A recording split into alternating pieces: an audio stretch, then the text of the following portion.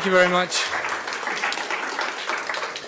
All right, I spent the last 2 days since I've arrived racking my brain how to squeeze a 4-hour presentation into 2 hours.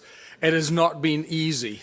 So I'm going to go through this at a pace, not because I want to confuse you or myself, but I feel like if I leave anything out, I feel like I'm robbing you of valuable content.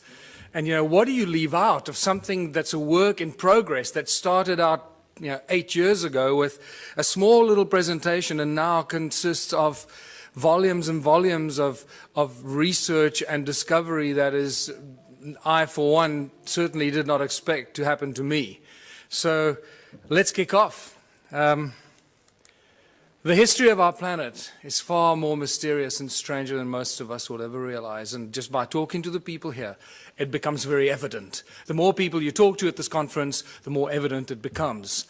And the interesting thing is that the closer you get to this beautiful blue planet, the more you realize how deeply divided we are as a species. And it's that division, very constructively created division, that is being used against ourselves. And this becomes very evident by the end of my presentation. You'll know exactly what I'm talking about. The great human puzzle. Who are we? Where do we come from? Why are we here? Everyone has asked those questions, the three Holy Trinity questions, if you can call them that. It sounds so simple. We should have all these answers at our fingertips, and yet we can't, define these answers with any kind of confidence, because every time we think we've reached some sort of answer, everything shifts and changes and sends us in a completely different direction. And I normally have a lot more slides here to go into much more detail, but I edited those out. Sound and resonance seem to be the common denominators of religion and creation. No matter how far back you go, no matter how many civilizations you look at, eventually, if you scratch deep enough, that's what you're going to find. Sound, resonance, frequency, but primordially the sound. And it also somehow connects us to opening us to understanding higher levels of consciousness. And that becomes very important as we go through this presentation. In Christianity, it's the word. God said, let there be light. Okay, let's not get into the semantics. Yes, that we can define that in very various ways, but let's look at the basic stuff that we're dealing with here. The word. First there was the word. In Hinduism, we got the the primordial creative source. The Egyptians sang the universe into creation. All comes to sound. And it gets more interesting as you look at some of the more bizarre and ancient cultures. And you can see this, how these days of creation and the sound of creation is manifested in some of the symbology used in sacred geometry. For example, Christianity can be very quickly described with sacred geometric principles. And you realize that the creator of the universe is not some guy with a white beard sitting on a cloud. That's just complete fairy tale stuff and very distinct part of the control system of humanity. That division principle plays itself out in that philosophy. 6 aspects of Om, or the Om Mani Padme Hum. You see sound frequencies related to the creation process. And in Egyptology, the 6 aspects of the all-seeing eye of Horus. And when you see this, you realize that we're dealing with sound, 6 resonance ratios, all to do with sound frequencies. So sound plays a very important role, and one of the lesser known statements or thought patterns of Nikola Tesla that a lot of people seem to miss is that Nikola Tesla said that the earth rings like a bell.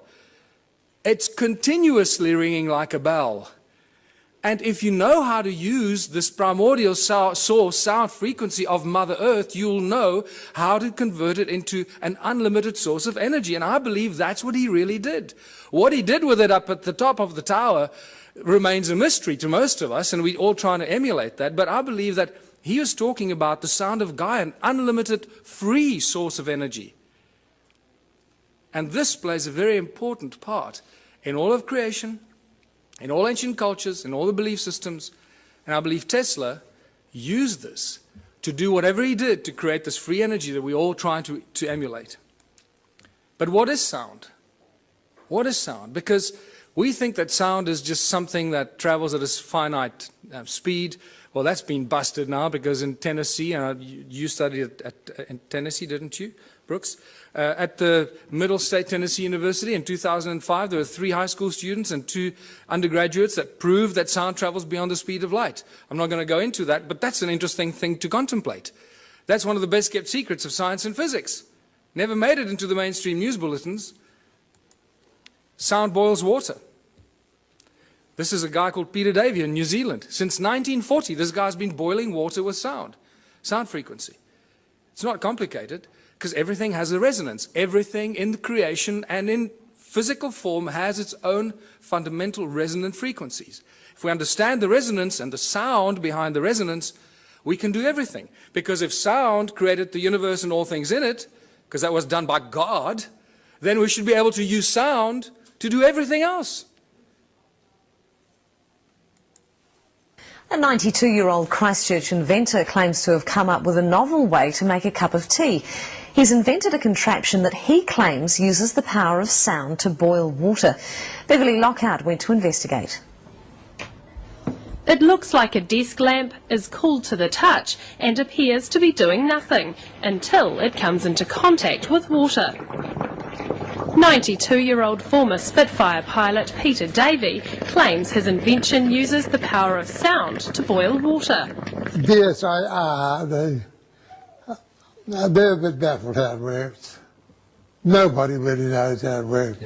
Davey believes high-frequency sonic vibrations emitted from within the silver bulb cause the water to boil. He says the idea came to him 50 years ago when he noticed different saxophone notes caused different household items to rattle. The mains-powered gizmo has experts intrigued. Never seen anything like it in my life, as they say. Professor Williamson has his doubts about Davey's acoustic theory and suspects there are 2 simple electrodes inside the boiler. It's the conductivity of the water that provides the path for the current and provides the resistance to give the heating. I'm careful that I don't divulge everything. I'm waiting to get a manufacturer that's prepared to put some money into it. And if he does get it on the shelves, he's already got one interested customer. If I saw one in a shop, I'd buy one, because I think they're an interesting little bit of technology. However it is they work. But for now, Davey is savouring his gizmo's success and sticking to his own unique theory on how it works. Beverly Lockhart, 3 News. And in there lies the problem. He's dead. He took his secret to his grave. We will never find out until we go there, try and wrestle it out of his family to share the secret with the rest of the world. I can't believe that in all of the world of science and the the amazing laboratories that we have, there haven't been some scientists that have reverse engineered this or figured this out. Can't be that difficult. It's a resonant harmonic frequency of boiling water. Reverse engineer it. Measure the resonant harmonic frequency of boiling water and build the device. I don't have the laboratory to do it, but, I've asked so many people to go out and do it, and no one's done it. So, but what we learn from this experience is we're here at this conference talking about free energy. I believe free energy means free to the world, not just free that we can suck it out of the vacuum and then sell it to the rest of the world. That's no longer free energy. I believe it's crucial that we start thinking about free energy as when you find it, like this guy, give it to the world for free. Because if you don't, they're going to get to you, they're going to get rid of you, and no one's going to get it. They were waiting. I can imagine what they did when Peter Davey died. They breathed a sigh of relief, say, oh, thank God he's gone. And he was too greedy to tell the world how the simple thing worked. Thank God this human greed gene is so powerful that it prevents people from sharing this beautiful stuff. That's what I have a problem with. So what I urge anyone here at this conference to do, if you do find something like this, a source of free energy, do not keep it to yourself. Do not try and gain from the rest of humanity. Put it on the internet, make videos, put it out as widely as you can, share it for free with the world. It'll come back to you in abundance that you can't imagine. Yes.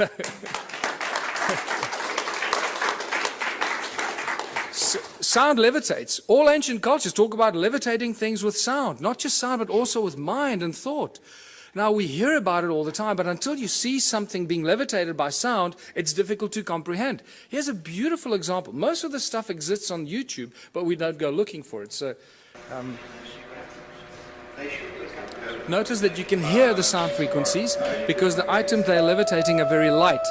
Remember, the higher the frequency, the higher the energy. So these polystyrene items are very light, so the frequency is lower frequency that's audible to our ears. So when you're trying to levitate giant blocks, you would need very high frequencies that you can't hear, and then it looks like magic. Also note that the sound source comes from two different sound sources, and it seems to levitate it at the cross point, the crossroad of the sound frequencies. That's what the levitation effect is. This is very important later in my presentation. And the knowledge of the ancient cultures.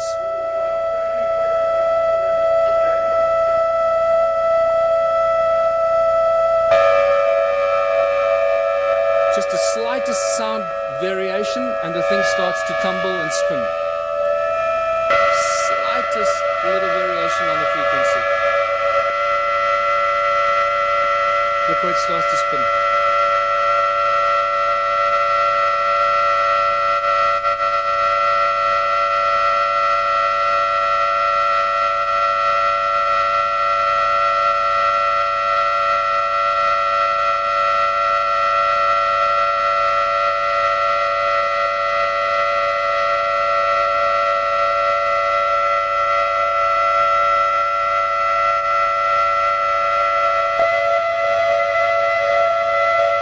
Real irritating noise, but you know, you have to put up with it too.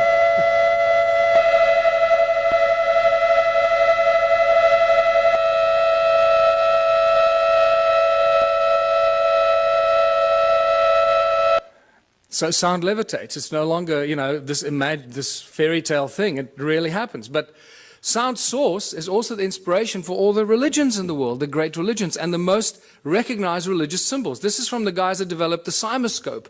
I normally show the cymoscope, but lack of time. So look at this 3D bubble that is created as sound. Remember, sound is a three-dimensional thing. From the pop, it goes in all directions. It's not a wave on a piece of paper. It's a three-dimensional effect that keeps amplifying itself and goes on and on and on. Just because you can't hear it anymore doesn't mean it's not necessarily there. So here's a three-dimensional bubble that's created at the sound, but look on the right-hand side at the cross-section of it. What do you see? You start seeing one of the most commonly recognized religious symbols. Why did the religions choose the symbols? Because when you drill right into the middle of this, what seems to be at the very source of sound, the pop, or that moment, instant of pop, this is what you get. Oh boy, do I recognize this interesting symbol. And this is where you realize when the ancient cultures carved these intricate things into rock, they weren't just imagining things. They understood that sound was the source and how sound can create and levitate and manifest shape and form. And that's why they carved hundreds of thousands of these crosses in circles. And not only did they carve it, but it's also recognized by ancient cultures. In southern Africa, it's known as Mabona, the Lord of Light. Lord of Light, sound and light, the creator of all things. The source of all things. And you see this shape repeat itself in some of the most popular religious symbols, like the Coptic and the pagan crosses. You see the sacred geometric patterns imitate themselves in these symbols. It becomes very interesting because now you know where they get the symbols from. It all comes from sound. What does this have to do with ancient civilizations and evolution of consciousness? Well, everything, because the ancient cultures understood this. They understood the process, they understood the source, and they used the source of sound as a source of energy. And this is what my discoveries show in South Africa. The resonating chambers for creation of energy, that's what the pyramids were. Many researchers are starting to reach that conclusion, that they were actually resonating cavities to create huge amounts of energy. And they would have looked something like this. What's also clear to me, the more research I do, especially at the sites in South Africa, realizing that we're dealing with sound and light, that they probably used light to activate some of these sound devices. They were actually resonating chambers, that it was activated by light. And this is why they were aligned with solstices and equinoxes with specific frequencies and energetic alignments of the movement of the sun that would activate these ancient sites and then bring them to life. Something like that. And if you think that's not happening, there's an interesting photograph that is available on the internet of some strange energy forms coming out of the pyramids, taken with some weird lens that shows you energetic frequencies, and this got me very excited because this is directly connected to my discoveries in the stone circles of southern Africa. This is some interesting symmetrical interference patterns that were taken at Stonehenge, which tells us that Stonehenge was not an accidental bunch of, long-haired, loincloth, cavemen that built this with ropes and pulleys. And when you go to Stonehenge, they still have that image on the side of the tunnel as you walk towards Stonehenge. They still show the guys with ropes and pulleys building Stonehenge. It's insane. So it's a very, very advanced device, Stonehenge. And what blew my mind is how old Stonehenge is. This is probably one of the oldest sites on Earth. It's probably more than 1 million years old. Are there any geologists here? Any geologists? Well, most of you are homemade geologists. You're told that that stone there fell over. It was the twin of that stone, and it fell over. Right? They were connected at the top, and it broke when it fell over. Well, there's the break. Okay, now this is sarsen stone. It's very, very hard, one of the hardest stones known to us. There's the break. Does that look like a 5,000-year-old break and erosion? Absolutely not. We're dealing with hundreds of thousands, probably millions of years of erosion to erode about this far. This is not a new structure, people. Stonehenge is extremely old. Your mother will lie to you, your priest will lie to you, but the geology is not going to lie to you. There it is. Do with this what you want. It tells us we're dealing with ancient sites and advanced knowledge of sound frequency, because we see it in the patterns that the Stonehenge site still generates today, even though it is in the state of disrepair. Just like the stone circles in South Africa, in the incredible state of disrepair, are still giving us insane amount of energy that we don't know what to do with. This is another example of how old Stone Age is. That crack was clearly not there when the builders built it. You wouldn't put a lintel up with a crack in it. So we have to assume the crack happened after the event. And look at the erosion around the crack. I mean, this is insane amount of erosion. So, modern day levitator. Southern Florida, this guy called Ed Leeds Cullen in the 20s built this amazing place called Coral Castle. This is still a mystery to a lot of people, or they don't know about it. And he single-handedly put these giant blocks on top of each other, carved them, sculpted them, shaped them on his own.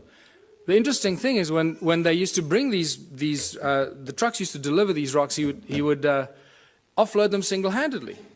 And nobody knew how he did it. He always made the guy stand around the corner or something like that, until one day, 2 young schoolboys saw him offloading these giant coral blocks.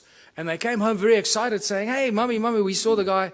And they asked, "How did he do it?" And the kid said, "Well, he did it with ice cream cones in his hands, 2 ice cream cones."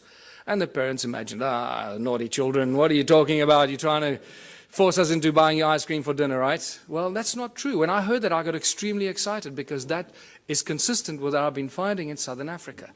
Ice cream cones, cone-shaped tools. And that's why I call it the ice cream cone phenomenon. And this has become a very important part of trying to unravel the ancient mystery, how they did this stuff. They used sound, they levitated stuff, but how did they do it? And I find many of these cone-shaped tools scattered all over southern Africa, among the ruins, wherever you go. I was up the mountain 2 weeks ago, again, walking through areas that I've never been before. Remember, at this stage, I'm the only guy researching this, the whole of southern Africa. It's like I'm the only guy researching Egypt.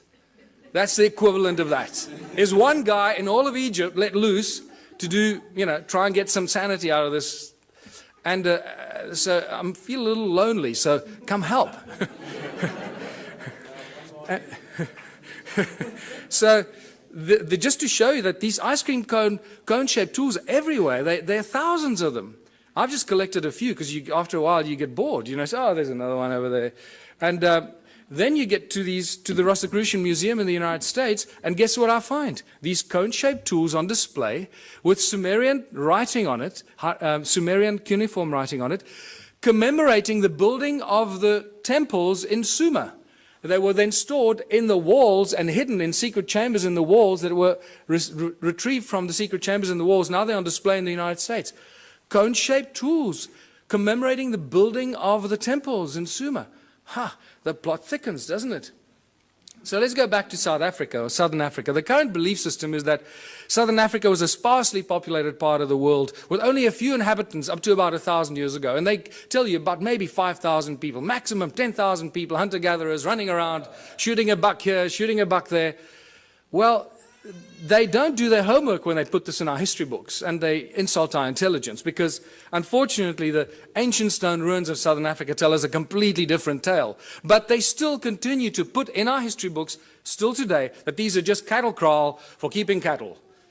These amazing stone structures that cover most of Southern Africa, but they didn't know that it covered most of Southern Africa, so they put these ignorant things into our history books, and then we pay lots of money to send our children to university to regurgitate this crap.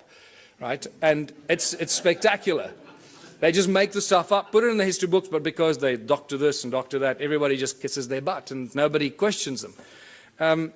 It's really sad, but just to show you what some of these structures look like, I'll go through these rapidly. They are really remarkable structures. And the walls are not very high. Sometimes they're flat with the ground. Some places they're 3 meters tall or 2.5 meters high. The most important thing that you need to notice is that each one is completely unique and different. There are not two that are even closely, remotely the same. Each one is completely unique. Now that was a question that wasn't asked until I came along. What you also need to look at is the stuff around the obvious structures, not the structures themselves, because you'll see that there's a lot of stuff around the structures that is hidden by soil. It's not visible to you unless you're up in the air, like you're looking at from this vantage point. Otherwise, you don't even know it's there. You walk through the veld, you have no idea you're walking over ruins. And then when you look at it on Google, you say, oh my goodness, I was walking there, and I was walking right through all these ruins and these terraces. I didn't even know it while I was walking there. And this is the awakening that happens. I mean, let me just go back here. I mean, look at this horseshoe-shaped structure here, attached with a circle inside it, with a stone right in the middle of it, with these weird two, like, towers that lead you in there. And this arm of this from the center goes right through the middle of this. There's some weird stuff going on here that we don't understand. Look at all this stuff hidden by soil underneath, around this obvious ruin here. There's another horseshoe-shaped, ohm-shaped structure. And what does ohm represent in modern electronics and electricity? It's linked to vibration, frequency, the movement of current, and so forth. Resistance.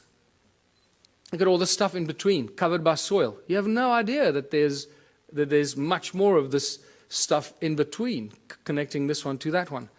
And then they build beautiful flower-shaped stone structures because they look like pretty flowers, right? Except you can only see it from the air. And they're all connected by these channels. There's a channel coming out of it and a channel running down there that's badly destroyed, and these strange hexagonal shapes. What is activity all about in Southern Africa? Always about gold. Don't you ever forget it.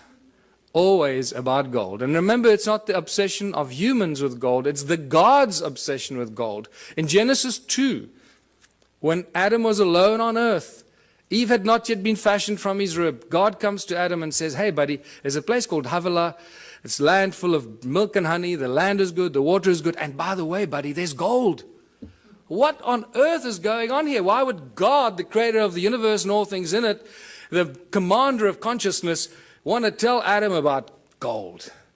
And it's in that one defining moment that you divide God with a big G from God with a small g. Huge, huge division. The twain shall never meet. And the Bible and ancient texts seem to be, especially the Bible, is constantly crossing those lines. What I find fascinating, scholars that have been studying the Bible for 30 years, their entire life, still keep crossing that line. God with a big G, God with a small g. The Elohim is a plural. The Elohim and the Annunaki are the same beings, and I'll show you why. We've got conclusive evidence that the Annunaki and the Elohim were the gods of the Bible, the gods with a small g, the malicious, malevolent beings that were after gold. The divine creator of all things does not want gold. He doesn't take credit cards, and he doesn't use money. And we'll get to that. The ancient history of Southern Africa is all about gold. You can't, the whole Monomotapa kingdom that was attacked by everybody from the north, and they could never be overthrown, the golden kings of Monomotapa. Fascinating story. Not many people are even aware of it. What do other ancient cultures or other ancient texts tell us? Well, the Sumerian tablets tell us in great detail about the Annunaki. And all the great biblical stories are first found in the Sumerian tablets in much greater detail. And when they, like the creation of Eve from Adam's rib, is reduced to 2 lines in the Bible. In the Sumerian tablets, it's a whole chapter on it, how it happened, how they put Adam into a deep sleep, and blah, blah, blah. It's phenomenal information. But so what we do know is that a lot of the stories in the Sumerian tablets are translated into the Bible much later and abused or used for abuse against humanity. Work in the Abzu is the constant reference in the Sumerian tablets. Abzu has been given many names, but its primary sort of reference is always linked with gold. This is Abzu is where the gold came from, and there's some great references from Sitchin's work where the landmass, the shape of a heart was given, in the lower parts thereof golden veins from the earth's innards were abundant. Abzu, of gold the birthplace, Ea to the region the name gave. And I'll draw that comparison for you to show what he's talking about. The Sumerian god Enki is inextricably linked to Southern Africa and the gold mining empire. And in my longer presentations, I go into more detail why I say this, but it's just overwhelming. It keeps coming in waves and waves, how Enki is linked to Southern Africa and the gold mining empire that he set up there some 400,000 years ago. Now, Enki is not unknown in African ancient history. Creator Mutwa told me that Enki is known as Enkai, the creator of the human race. Just to throw that at you. And it gets weirder and weirder the deeper you go into this. And then Enki decides to create a species because they needed help to get the gold out of the mine. You can't just use machines. Machines break. And it's much easier to clone a species and train them and let them do this stuff, because if they die or get sick, then you just replace them. It's better than building machines. They just breed on their own. Look what they've done. 7 billion. Great breeders, these machines, these slaves. Let us create a Lulu, a primitive worker. The hardship work to take over. Let the being, the toil of the Annunaki, carry on his back. Tells us very clearly what these guys were up to down there. Planning to create the Adam, Adamu. A primitive worker shall be created. Our command will he understand. Our tools he will handle. To the Anunnaki in the Abzu relief shall come. So we know that the Anunnaki were in the Abzu. They were doing something. They needed relief. And for this they needed a slave, and they cloned it. And boy, did they do a good job. This is fantastic reference to Enki's house, his mines, and his technology. In the midst of the Abzu, to a place of pure waters, Enki betook himself.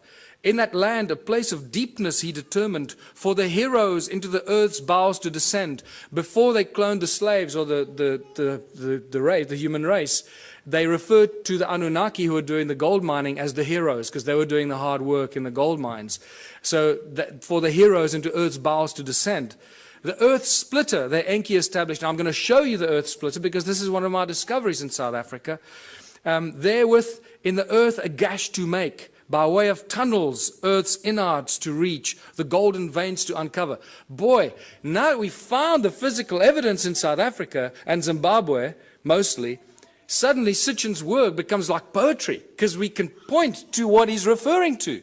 We've got the physical evidence for which he's often undergone a lot of criticism, Oh, he's making this stuff up. Well, anyone who's still a naysayer about Sitchin's work, wake up. We got the physical evidence. It's there in beyond believable abundance. Is there a ruin or a settlement that could be linked to Enki? Absolutely. And this is Great Zimbabwe, the greatest ruin in southern Africa. It has to be the biggest, right? This is just a spectacular place. And just to show you, some of the walls are 10 meters high and 6 meters wide.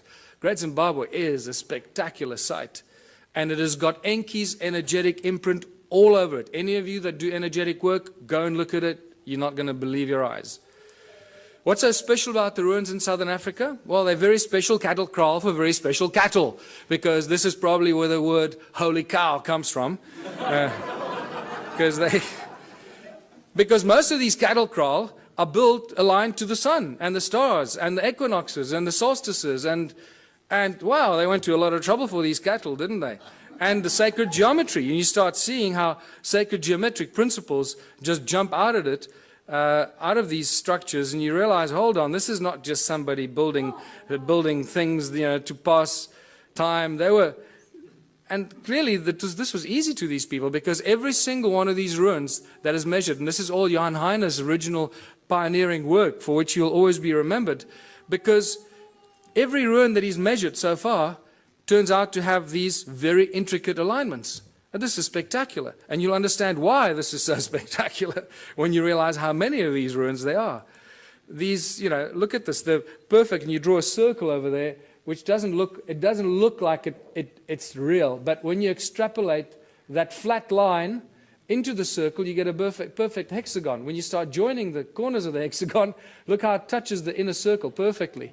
This is not accidental, people. This takes real exact science and understanding. There you go.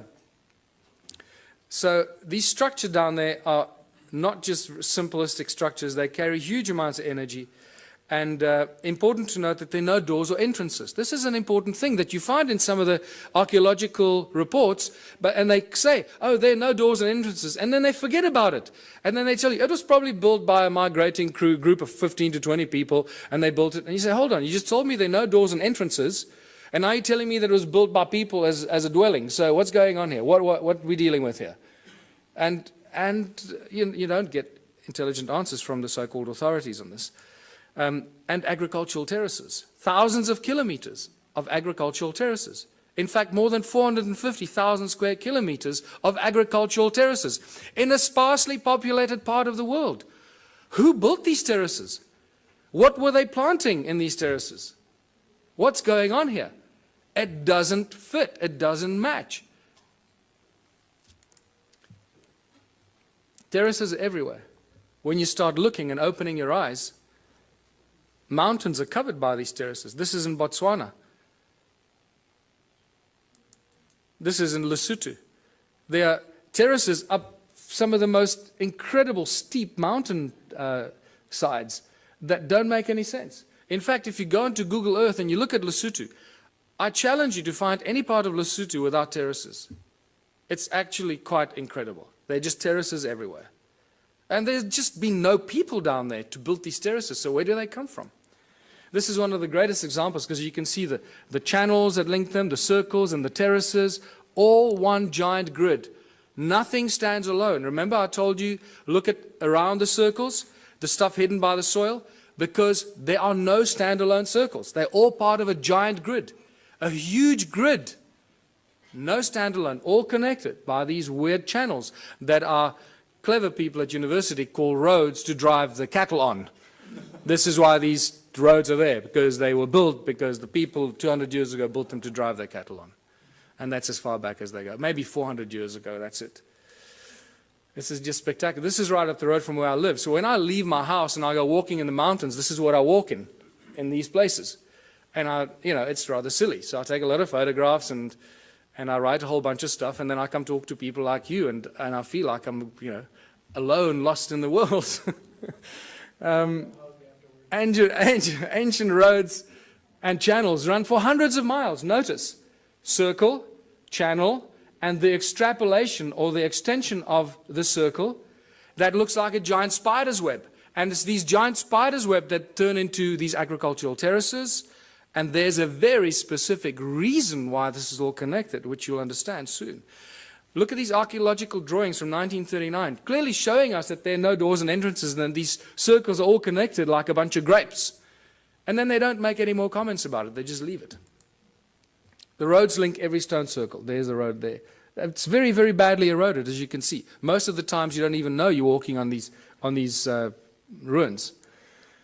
Over there at the bottom, it used to connect in there, but that looks like water washed it away at some stage. Look at this linking into these strange hexagonal things. There's not enough time to talk about that, but there's spectacular information about what is going on there. And there's ruins there and there, but they're just covered by soil. This is a beautiful example of a channel running into with all the stuff around it. The spider's web effect. Look at this. Now imagine most of southern Africa looking like this a long, long time ago. And these are all cattle kraal, as I said, built for special cattle. There were a lot of cattle. Boy, they were just, I don't know where the people were, but there are a lot of cattle. Hey, maybe...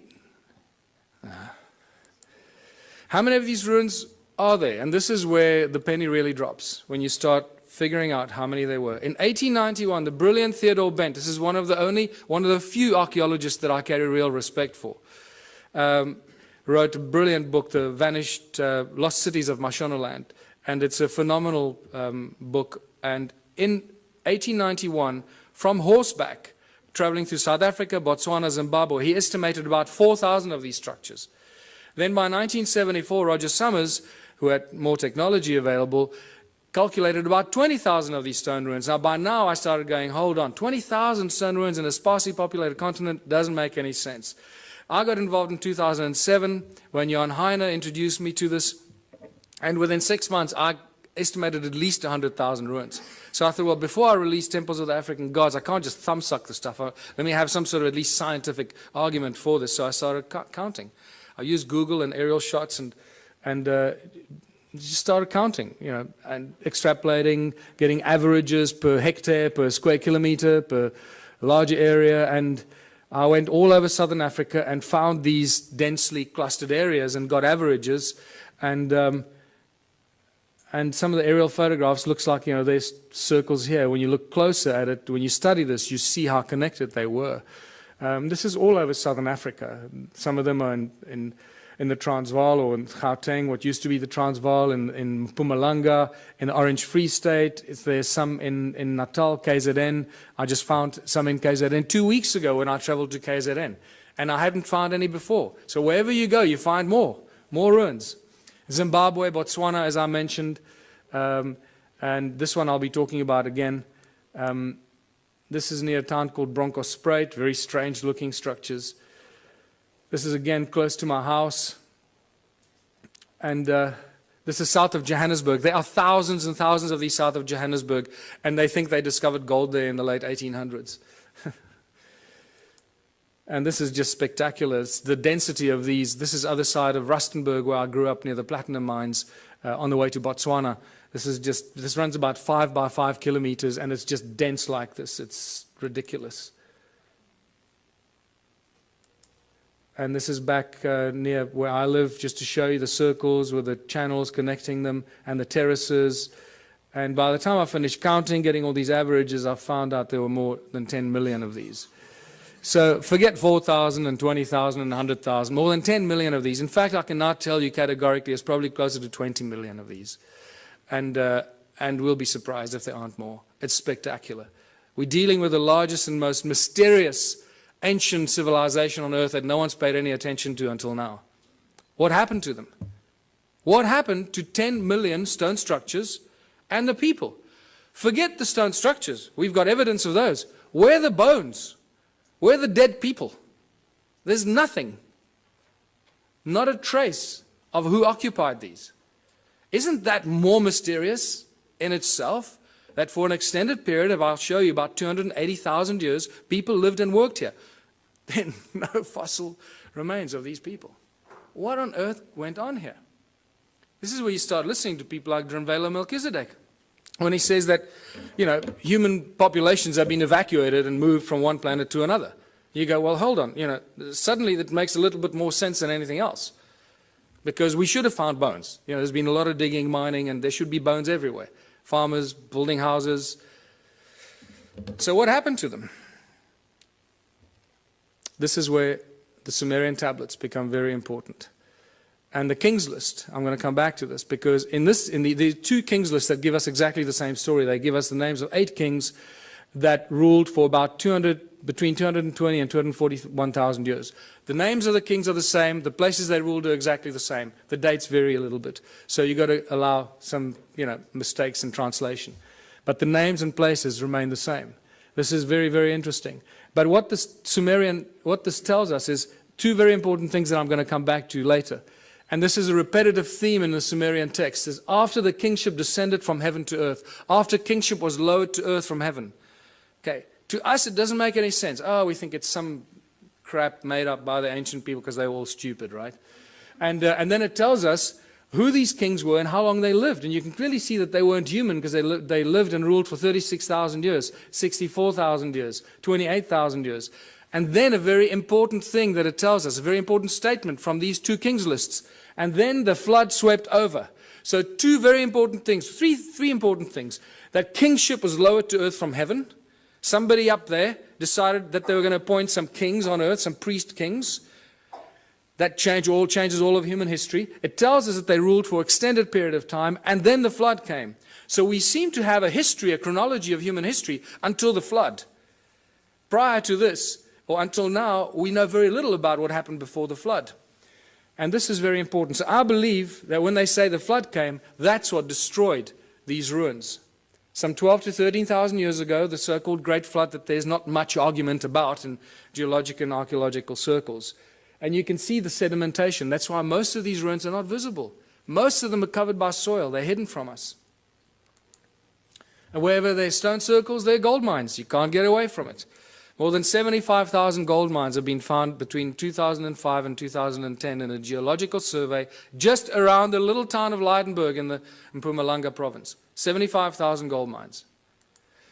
In the 30s, I've got two distinct, separate reports from two separate miners that mined in the province of Limpopo, northern South Africa, that found mysterious mine shafts, tunnels like this, at about 100 feet down while they were mining gold. Remain unexplained. Tools and artifacts were confiscated by the authorities, never to be returned. In the 1990s, De Beers found a mine shaft 22,000 feet deep that scared them. That they say it was cut with absolute precision, indicating some advanced laser technology that they do not possess. Anglo-American, I know, has a secret file that they keep for covering up ancient mines and shafts. Anytime they come across an ancient shaft or a mine, they cover it up and move on. They don't even discuss it, but they have a specific file for that. And I was told this by the chief geologist, the Anglo-American, while we were having a beer at a pub. He just volunteered this information to me. I was amazed. But then he didn't know who I was or what I was doing. Sneaky bastard. What kind of stone are we dealing with here? It's a very special kind of stone. It's known as hornfels. And it's known by geologists as ringstone. And I was the first person, I'm astounded, the first person to ask what kind of stone was used to build these ruins. They just, don't go there. And it's metamorphosized quartzite. It's incredibly hard. You can't break it, people. I've tried to break some of these. This sliver is a break I keep in my museum. This happens as a result of heat. You expose it to fire, it breaks up. So clearly they didn't use fire in any of these ruins. Otherwise there'd be none left. As you can see, it's black on the inside, very hard, and then it's got this stuff called patina, the skin, like a skin that grows. It's an oxidization and calcification process. It grows incredibly slowly on this specific rock. And what is fascinating about this hornfels stone is that it conducts sound incredibly well. It rings like bell and light. There's some more examples that I found that I keep in the museum. And more spectacular examples. And just to show you, there's a little... The most remarkable artifacts that I've collected, this particular stone in my hand here, this beautiful Stone Age club, it looks like something out of Flintstones. I'm going to show you how they ring like bells, because I can't carry these with me all over the world. So a quick demonstration how these stones ring like bells. I just discovered that in geological terms, these stones, this particular stone, the hornfels in South Africa, is also known as ringstone for that very specific reason. And to ring these, I'm going to use my brand new tool that I've just collected about a week ago. This phenomenal, absolutely phenomenal artifact. And I'm going to use this to ring these stones. This looks, we always joked when I found this, that this looks like a Stone Age guitar. And it's pretty much like that, And I'm going to show you that it is very closely related to a musical instrument in ancient times for a very specific reason. Now you might think that the stone shape is just accidental and that it broke off or something. You'd be mistaken, because I've collected probably about 4 or 5 stones that are very, very similar in shape, very similar carving structure. There's broad base here and then down to a narrow tip, and somebody removed this particular piece of the stone over there for specific reasons, as you will hear, which I'll ring a little bit more. They ring like bells. But it's also important to note that you cannot carve or chip this stone. it will splinter and fragment, and it will not be chipped or carved. Okay, so these shapes that we see here must have been molded in some way, and molded for specific acoustic properties. And this is why. You've got to hold it a very specific way to make as little contact as possible to get it to ring and resonate at its optimum. Now remember, it's also covered in patina, the skin of the rock, this brown reddish color that covers the rock, that is no longer the original black or charcoal color, the original color of the metamorphosized quartzite that's underneath. And that's how it rings.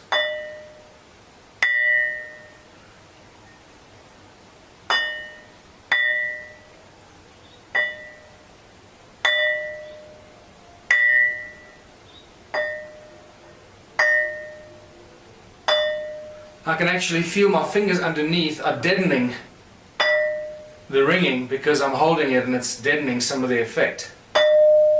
There we go. That's better. That's what you want. You realize that this thing really rings like a bell and it reverberates for quite a long time.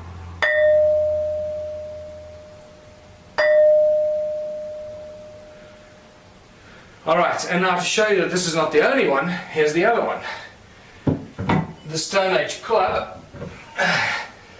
And I drove over this myself a few times, driving up the mountain of the forest road, and eventually I stopped and picked it up because I realized this is one of the most remarkable tools that you will ever find, and thank God I did.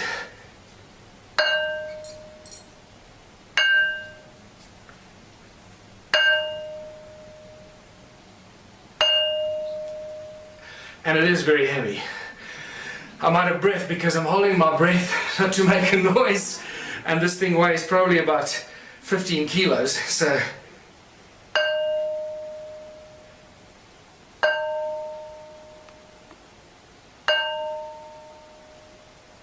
and there you go. Demonstration how these stones ring like bells, and they were used in all kinds of ways and fashions, just like the Ankh, to create specific vibrational frequencies and specific notes to use as a form and a source of energy. And just to remind you, metamorphosized quartzite is full of what? So we can talk about this later when we start getting into the consciousness principles. What are we really dealing with here? And what do these ancient sites contain? How much information is actually stored in these ancient sites? Yes? Just a quick question. With the stones there, I noticed that the frequency was the same. It seemed to be the same note. Did you actually ever try and measure the exact frequency? Yes, we did. We measured. Well, not those two. I haven't tested those two. But somebody emailed me. I get thousands of emails. Somebody emailed me saying that's a B flat, I think. That is very important, but it's just not enough time to go through all this stuff. Sorry. And then all these anomalous tools I've been collecting and finding. Strange tools. Once again, some of them are these cone-shaped tools, always to these points. And then the stone phallus. Stone phalluses seem to be very popular in these ancient times. What's important to note, see how the patina has covered all of them, remember? Somebody must have carved them or shaped them at some stage. And they're all covered in this brown patina. Okay, keep that at the back of your mind.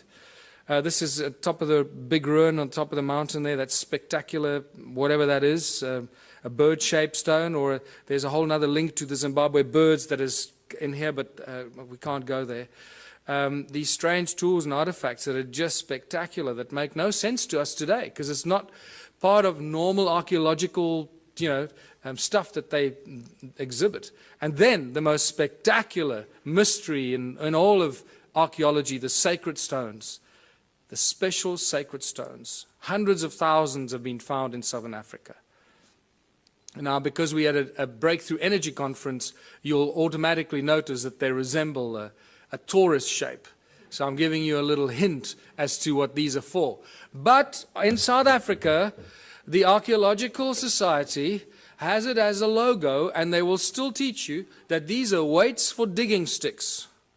That the people made them in the hundreds of thousands when there were only a few thousand hunter-gatherers, because this is from the Stone Age, right? So there were no metal tools.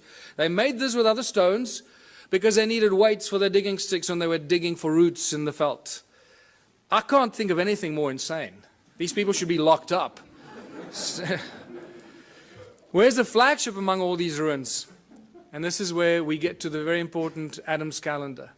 It was rediscovered in 2003 by Johann Heine, and he'll always be remembered for that, because this is one of the most spectacular discoveries in all of human archaeological history.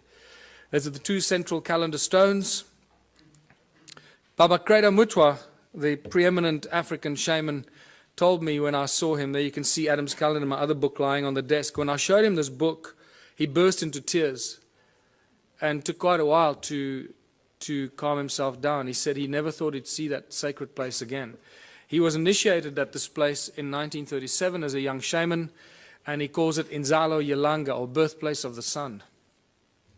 Specifically the S-O-N, not S-U-N, because it is believed by the shaman that this is where the gods created humanity. Birthplace of the sun. That's what it looks like from a helicopter. Circular structure, that is north, that is south, not the trees, the stones under the trees. They're the two central calendar stones, and over there you see a wooden pole. That's where the stone man used to stand, and right from the stone man across there, across the Horus bird lying there, which you'll see, we're looking east, exactly east at the rise of the sun, on the edge of this cliff, which is known as the Transvaal Escarpment. There's looking north, exactly north, between the two stones. You can see north-south line goes right between the two central calendar stones. And why is it a calendar? This is Johann Heine showing me of our very first visit there, why it's a calendar, and he did all the original calculations when he rediscovered it. This setting sun casts a shadow, this rock casts a shadow on this one, and you can tell every day of the year, from the summer solstice on this side until the winter solstice on that side, and it comes back. So it's still an accurate calendar, and one of the few that I know. I can't think of any others that do this, monolithic calendars or Stone Age calendars. This is a 3D reconstruction that we did, putting the stone man back in his place, who was removed in 1994 by the Minister of Environmental Affairs, to put a plaque on it to commemorate the opening of the Blue Swallow Nature Reserve. Isn't that ironic? Desecrating one of the oldest sites on Earth. And then they try and prevent us going there because we're bringing tourists there and we're desecrating the place. And there you have, looking out east from the stone man across the calendar stones, very distinct Horus stone, looking at what? 3 stones that seem to align with those pyramidal structures over there, that are aligned with the rise of Orion over there. But you'll see more about that now. How do we date the stones? We look at everything. I'll look at anything, because you can't date stones. So you got to look at everything. Use your, do what the guys in CSI do. Follow the clues and the evidence. And what makes most sense, you have to go with that. So first of all, this is, every stone there is known as dolerite. It doesn't belong there. It is now categorically proven and shown from geological studies that those stones do not belong there. They were brought there by somebody to build the calendar site. That's the edge of the Transvaal Escarpment. It's known as Black Reef Quartzite, and it's full of gold. There's a gold mine underneath that ridge, actually, an ancient gold mine. The erosion, that piece there broke off there. That's the erosion on the tip of that ridge, on the break. Most geologists I've asked suggested to me, pick a number above 50,000 years for the amount of erosion that happened there. So 50,000 years ago, that piece broke off and landed there. Right? So now we're starting to get to the ancient age of this. But this is one of my best, is the patina growth, because I've told you already that these tools have been molded and shaped, and the patina has grown back. That's what it looks like when the patina is gone, black, and then the patina grows back. This is a great example of a monolith in one of the stone walls that at some point broke, and this tip broke off. Look at the patina that's grown back. There's about 2 millimeters of patina growth. We're dealing with something. This patina is known to grow at about 1,000 years per microscopic layer. 1,000 years per microscopic layer. So for a millimeter or 2 millimeters of patina, we're dealing with something that's 100, 200, 300,000 years old. We don't really have a measure for it, but it's extremely old. And we know that this is not normal archaeology. Look at this beautiful carving of one of the stone structures. So not only did they build the stone circles, but they first carved them into rock. This is another interesting part of this presentation that I normally go into a lot more detail. But look at, after they carved this crack appeared through the rock. This hornfels stone, you should see the black of the hornfels on the crack. On a fresh crack, you'll see the black of the hornfowls. But it's so old that the patina has grown into the crack and completely covered up the black color. So this shows us how old this carving is. So we're dealing with probably 50 to 100,000 years old that this carving is. So these are the kind of indicators that we have to use when you deal with this kind of evidence, because you can't follow the normal archaeological routes. They just don't have the tools to do that. But this, my friends, is by far the most important discovery, I believe. If you look at the circular, you can see the whole Adam's calendar is a circular structure, north-south. But the first thing that you notice is that it's not at 12 o'clock. It's not true north. It's slightly left of center. So Johan Heine and I had it measured, and we found out that there's a 3 degrees, 17 minutes, and 42-second deviation anti-clockwise. Now, that's not possible, because we're not dealing with magnetic north. We're dealing with true north. And at first, we thought that this had something to do with the precessional wobble. So I spent a lot of months trying to analyze and speak to experts in precessional counting and all that. And I realized, hold on, I'm barking up the wrong tree. This is true north. Wherever you are in the precessional wobble, true north stays at true north, right? So what's going on here? This is 3 1/4 degrees deviation. I believe that the man that holds all the information is Charles Hapgood, who's been trying to teach us about crustal displacement and crustal shift. I believe that Adam's calendar is a real geophysical example that crustal shift displacement did happen, because these guys did not make mistakes. They would not have accidentally built a 3 1/4 degrees out of alignment. It's not going to happen. So, we know that crustal displacement happened, we just don't know when. But here we have geophysical evidence that it did occur. And then obviously the Orion connection. You can't get away from the Orion connection. All ancient cultures do it. I've mentioned it already, those three. There's your Horus stone, and look at that distinctly carved rock there. Those three, if you lift them up, they align precisely with the rise of Orion's belt when it was flat on the horizon. I've had 2 separate calculations done by 2 separate astronomers. Both of those will be wrong, because none of them took into account that 3 1/4 degree misalignment. So, but it just shows you that their calculations are really, really old. That's really interesting. I didn't cross-examine on them.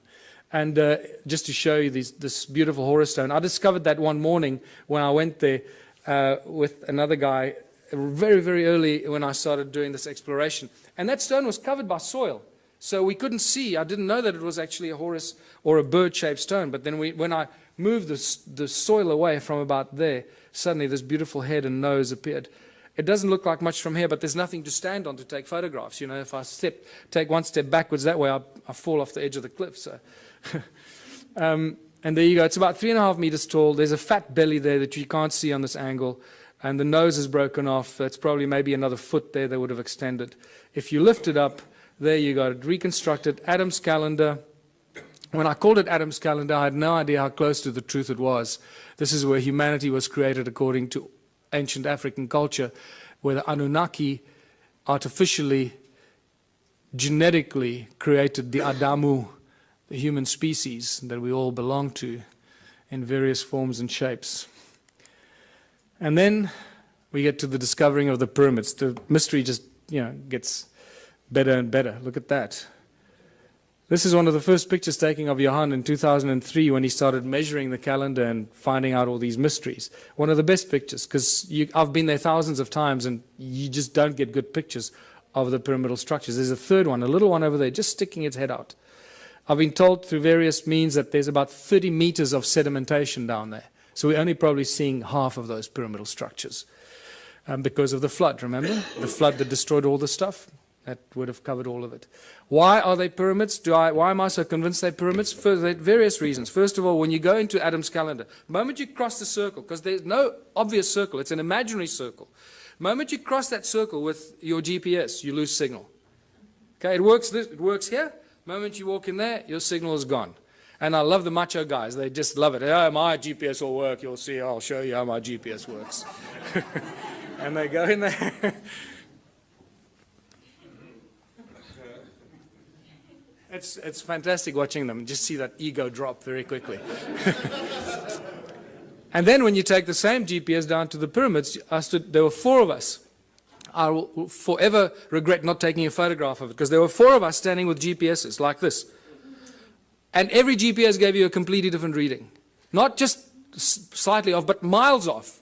You were like, you know, in another province. It was insane, right between the two pyramids. Not only that, but all these ancient cultures built things according to the sacred geometric principles. So I thought, hold on, this will tell me if it's linked or not. Let me draw a golden mean spiral from Adam's calendar and see where it lands. Well, you know, I didn't have to guess. You got it. So here we can do a beautiful twist on those that want to stick to mainstream science. And we can argue the argument of probability, which is one of the most commonly argued arguments in science, isn't it? Probability. So the probability factor that the golden mean spiral accidentally ends between the pyramids is so completely out of kilter that it has to be linked. You're dealing with several million or several billion odds to one that it's, you know, an accident. So the probability factor plays a very important role here. We're dealing with something that's connected, and also through channelings and other psychic revelations, I've been told in no uncertain terms that we're dealing with some very advanced stuff here. And then when you connect Adam's pyramids through Great Zimbabwe, Enki's house, it lands right in the Great Pyramid of Giza. And all along the 31 degrees east longitudinal line, the Nilotic meridian, right, which is also linked to the white lions of Timbavati, the sacred white lions of Africa. And you start seeing all this connection. It's just beautiful. It just unravels more and more. And then my beautiful friend Willem de Swart, who's decoded the numeric system and the secret numbers of God, made it very clear to me that the name Elohim equates to the number 31. Elohim, 31 degrees east longitudinal line. So this gives us an indication that the Annunaki and the Elohim are the same group of beings. I just recently did an interview with George Nuri. The very last caller that called in told me he was abducted by the Annunaki 12 years ago, before he knew any of the stuff we're talking about here. They told him they were tall, about 9 feet tall, blonde, blue-eyed individuals. They told him they were the Anunnaki, and they also told him they were often referred to as El or Elohim. That was very interesting, and then the show ended. So I need to talk to him more. So what were all these stone circles for? Millions and millions of stone structures, all connected. Each one is completely unique, different, built with stones that ring like bells. What's going on here? Archaeological drawings show us that there are no doors and entrances, and some of them are concentric circles, like expansion, amplification chambers or something to that extent, right?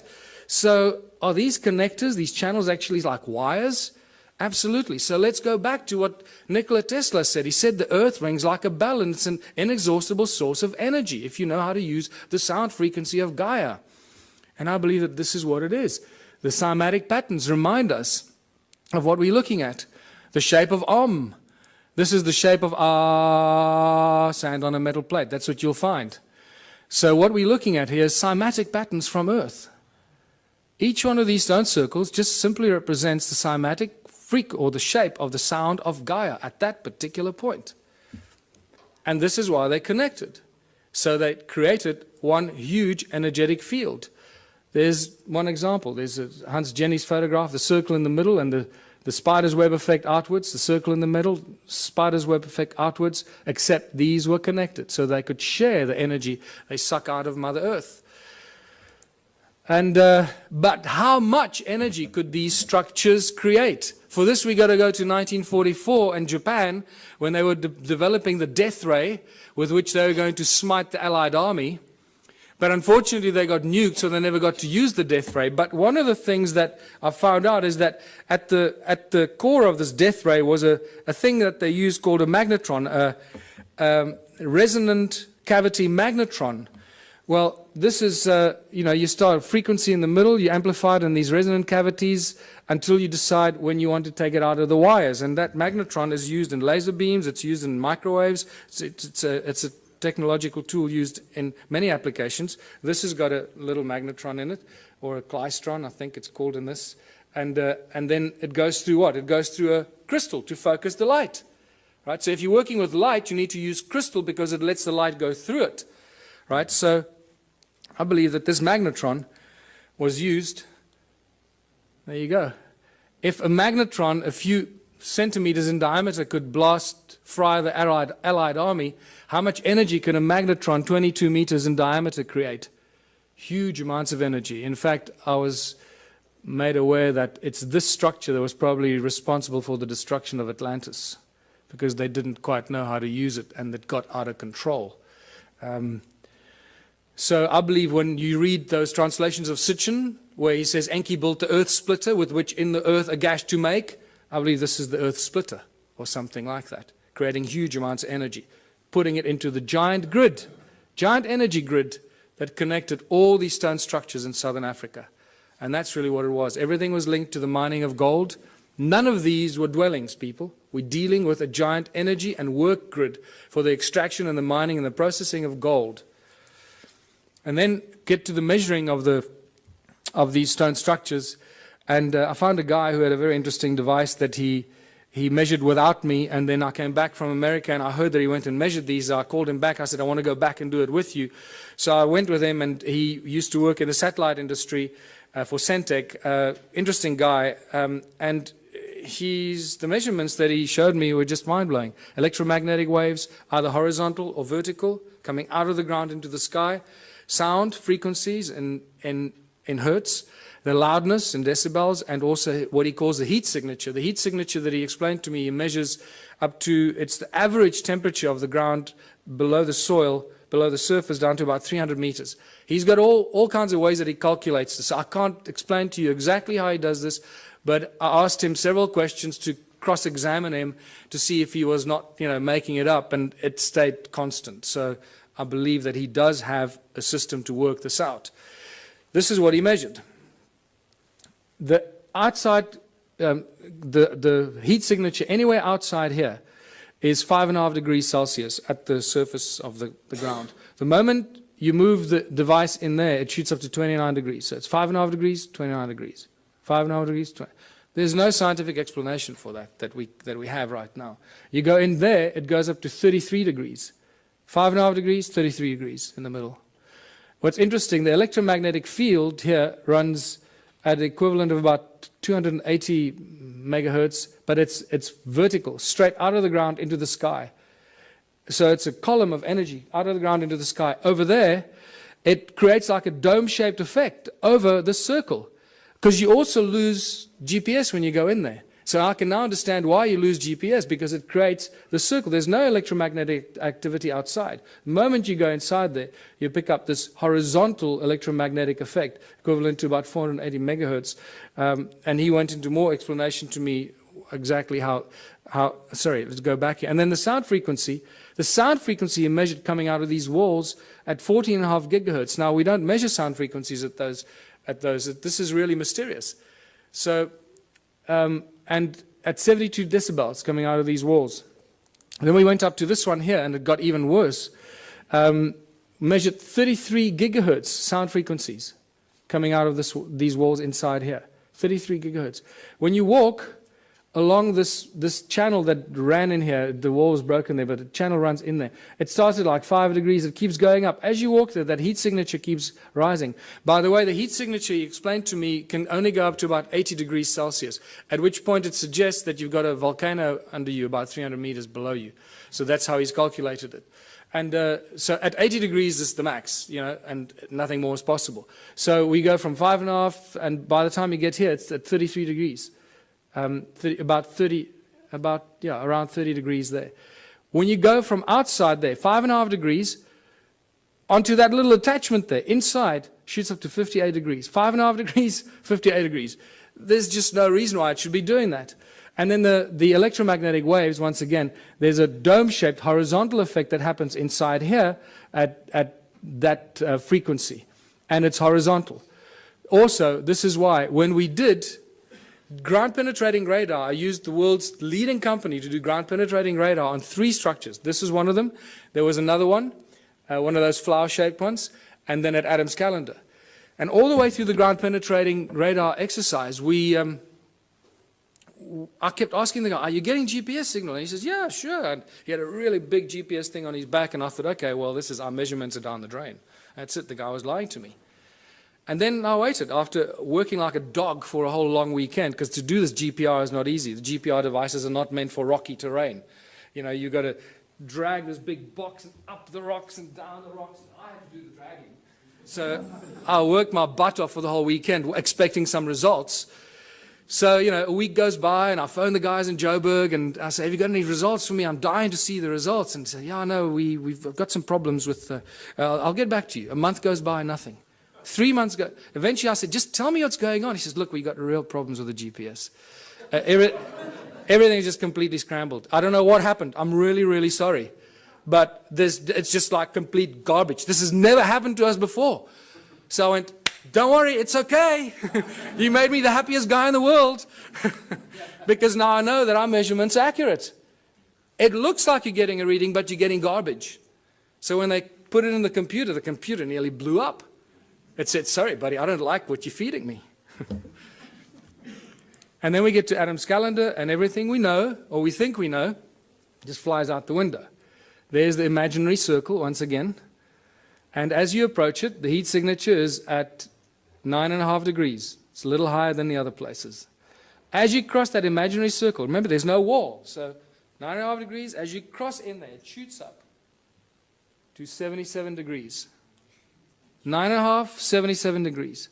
But then when you go in between the two calendar stones, it shoots up to beyond 80 degrees, beyond what suggests you're standing on a volcano. This is bizarre stuff. Is it the human that enters there that makes the change? Or if you leave a thermometer in there, is it the temperature? It's not a thermometer. No, this is special calculation. It's a heat signature. It's not the temperature of the ground. Okay, so it's the average temperature that he explained to me, about 300 meters below the surface. Going up in temperature, suggesting that at about 80 degrees, that heat signature would equate to a volcano, volcanic activity.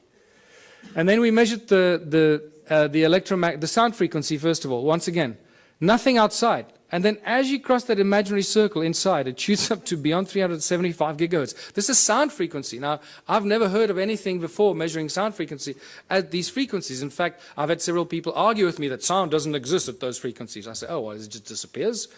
What happens to sound? It just disappears because we can't hear it. So there's an interesting debate to be had there with some of the brainy people out there. 375 gigahertz sound frequency. That's insane. That's ridiculous. But then the electromagnetic fields become very important in this discovery, because as you cross in there, it shoots up to 1700 megahertz, equivalent electromagnetic activity, horizontally, creating a dome-shaped effect. Again, this is why the GPS doesn't work inside there. But in between those two calendar stones in the middle, it shoots up even higher to 1800, but vertically, straight out of the ground into the sky. And that just blew my mind, because that made me realize that we're dealing with something very special. Since I first started going there and taking psychics and connected people there, there have been hundreds that have told me things about the site that could not be told unless you knew something. So once again, the statistical probability that they were lying to me is out the window. They must be telling me the truth. And the recurring constant, that thing that I've been told by, strange woo-woo people, is that it's an active vortex and a portal. Now that we've measured it, I believe them. Because this is the kind of thing that we measure there. Electromagnetic waves run horizontally, vertically, and then vertically coming out of it is one vertical shaft of electromagnetic waves straight into the sky. So what is this calendar site all about? What were they doing here? What were the Annunaki doing here? They were getting gold. They were using the people to mine the gold, using advanced technology, Caesar technology, getting it off the planet. We know that they were getting it off the planet. Sitchin makes it very clear in his translations. But he says they would beam it up with skyships. I think he was very, very close to the truth, except the word skyships was misinterpreted in his translations. It wasn't skyships. It was a contraption like Adam's calendar. Beam up the gold, Scotty. Where do you want it? That's what we're dealing with here. They were getting the gold off the ground, off the earth, somewhere else. The gold isn't here. One of the biggest mysteries. Where's Germany's gold? Where's the gold in the USA? The gold is missing. Suddenly all the countries around the world are waking up that they don't have any gold. Well, this is an age-old story. It goes on for all of human history. Remember when the Spaniards arrived in the Americas and everywhere in the world, they found the native populations, they had all this gold, and they asked them, who does the gold belong to? There was always one answer they received: The gold belongs to the gods. And they were right. And they're getting it off the ground, off this planet. So, Caesar technology was only discovered in the 17th June 2009. This was reported on in some of the scientific journals, talking about sound as being used as laser beams. Not light, sound. And they think it's very exciting because it's got great applications in the military, obviously. And this is where the sacred stones come in. Because I believe these are not only energy devices like toruses, toroid energy generating fields because of the special stone they're made of, but they're also frequency converters. One frequency in, another frequency out. And I believe that these pointy stones, like Ed Leeds-Skalnin, was reported to move the giant blocks with 2 ice cream cones in his hands. Well, you hold those 2 in your hands, it'll look like you're holding ice cream cones in your hands. And at the point where they cross, beaming high-frequency sound waves, they will create levitation. The higher the frequency, the higher the power and the energy, so you can lift huge things up and move it around as you want. Ice cream cones in your hands. Boy, those 2 schoolboys made my day. There you go. What I find interesting is that average 3 centimeters, which equates to 10 gigahertz. So when we reverse engineer this, I'm looking for laboratories that work on laser technology. We can do some remarkable experiments, people. We'll change the world. We'll use these stones and we're going to discover new energies. And we can, any volunteers, we can put you in front there, set it up, and see what happens if we phase you out or if you're still there. 10 gigahertz. So what have we learned from all of this? If we don't learn something from this information, it's completely wasted on us. And I believe we're going to have a break now. Is that true? We're going to have a break? No break? So I was going to have a 10-minute break, but mostly for your sanity, I'm used to this. So I believe that we're reaching the conclusion of a prophecy. All the ancient cultures have these great, amazing prophecies that last thousands and thousands of years, and they say that the end days will be as the first days. Did you know that in 1980, in the mid-80s, 4 of the North American native tribes came to South Africa to meet with Creator Mutwa and some of the African shaman because they believe that the new age will rise out of South Africa. It was quite amazing. And they had all these ceremonies at these sacred sites and so forth. So the end days will be as the first days. Well, if humanity arose out of South Africa, then it should restart there again. And it makes me quite curious to see what's going on in South Africa at the moment. There's some really interesting things, and I seem to be involved in a few of those for some reason, but we're rediscovering free energy. We're discovering that sound is a source of energy. We just need to realize how to use it, figure out how to use all these ancient stone circles that give us insane amounts of free energy every second of the day. We just don't know how to use it. We're crossing the galactic plane. It's the rise and fall of civilizations, concluding these giant, as Plato called it, the great year. We're exposed to frequencies and energies that we probably haven't experienced in the last 26,000 years. So no wonder we're going through, turmoil, and a lot of people are going crazy. They don't know how to deal with it. We're exposed to galactic light from the great sun, the cosmic, the center of our galaxy. And we're exploding with consciousness. Why? Why are we exploding with consciousness? Because this galactic light is activating our DNA, and there's plenty of scientific evidence for that you can go and look at if you still don't believe that. And it's doing amazing things. It's not just activating our junk DNA, 97% of it. So as our junk DNA gets activated, it creates a feedback mechanism, and we start to think higher thoughts, and our consciousness grows quicker and quicker. It's a beautiful thing, this, people. And it's all connected to these crazy people, and 280,000 years ago, building stone circles in South Africa. They created us and allowed us to get to this point where we can contemplate our own existence and our own humanness and figure out how we fit into this great, crazy picture.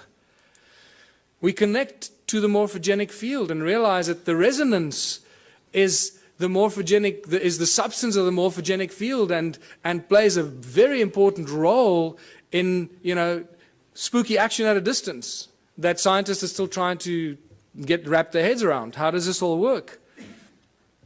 And this is where I realized that if we don't learn something from this ancient civilization and apply it today, it's going to be completely wasted. So I realized that these people lived for long, extended periods of time without money. And it was Kerry Cassidy, when she first came to visit me 3 years ago, she suggested to me, you know what, you should start a political party. Because when you start sharing this information, it's not going to go down well, and you need to create a platform of credibility and protection. So I did that. And the Ubuntu Liberation Movement has now been registered as a fully fledged political party in South Africa, and I'm going to be running for president next year. That's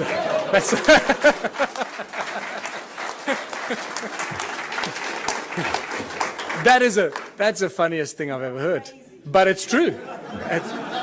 I just realized, hey, we're running, yeah. And then somebody said, does it mean you're running for president? I had to do a double take. Oh, shit, yeah. I guess it means that, yeah. We're just trying to cause trouble. We're just trying to inject the virus into the organism, but it has some really spectacular side effects or things that we have to do. So we are all born on this beautiful planet, and we're all born free. And yet, we cannot move around freely. We cannot live where we choose to. We have to follow rules and laws that we didn't agree to when we were born. We have to work to pay taxes and to earn this thing called money. We didn't agree to that either when we were born. We didn't agree to be given a number and be treated like a corporation. We are living, breathing human beings. We're not numbers of infinite soul and flesh and blood. And yet that's not how we're being treated. The restrictions on humanity are endless, and they're getting worse by the day. The current situation is very simple. Every socio-political system has failed us.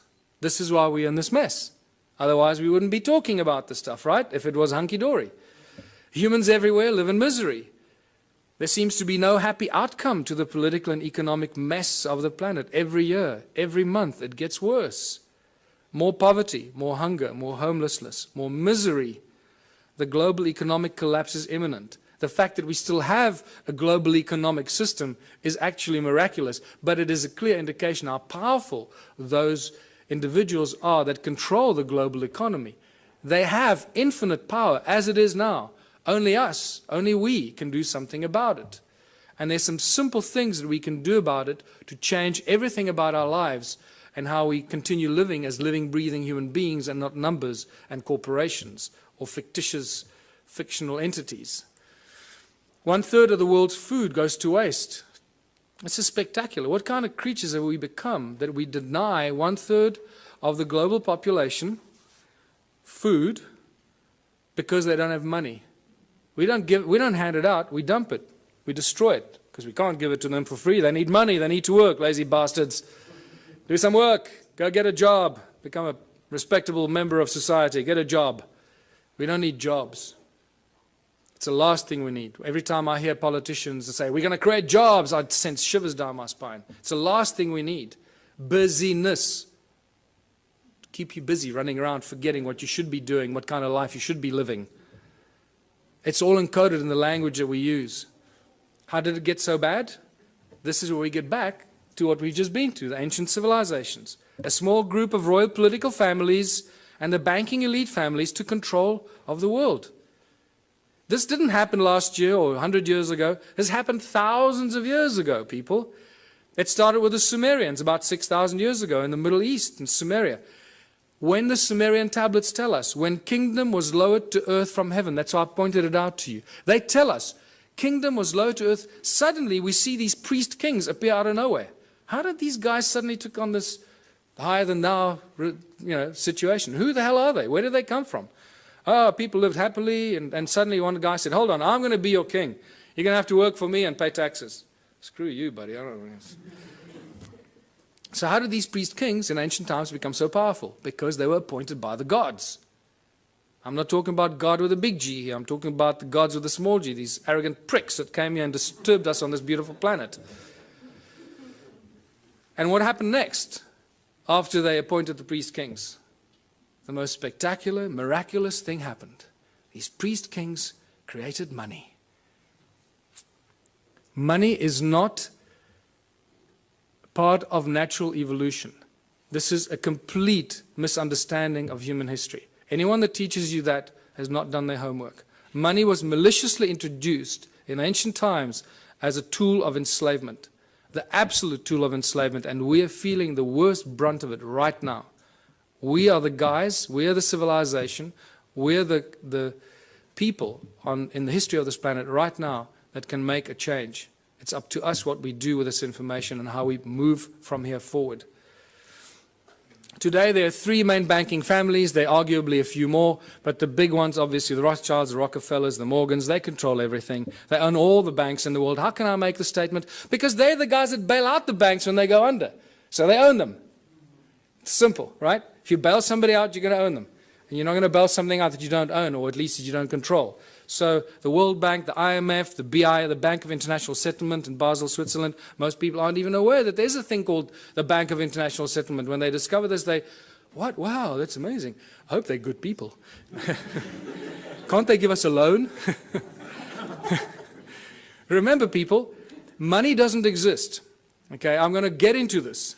Yes, did you want to say? Yes, what I don't understand is, you now say all the past history was rubbish and it was all evil, but still you want to run for government and president. I don't understand it. So okay. You believe in the system, but everything else is rubbish. No, I don't, no. That's what you're actually saying. No, you're getting the wrong end of the stick. We created the, yes, you are. We created the Ubuntu Liberation Movement. I'm going through it now. Just hold on, you'll understand where I'm going with this. Okay. There's going to be another point in time to ask questions. Okay. I discussed this because this is quite central for our understanding of who we are. Yeah. Okay.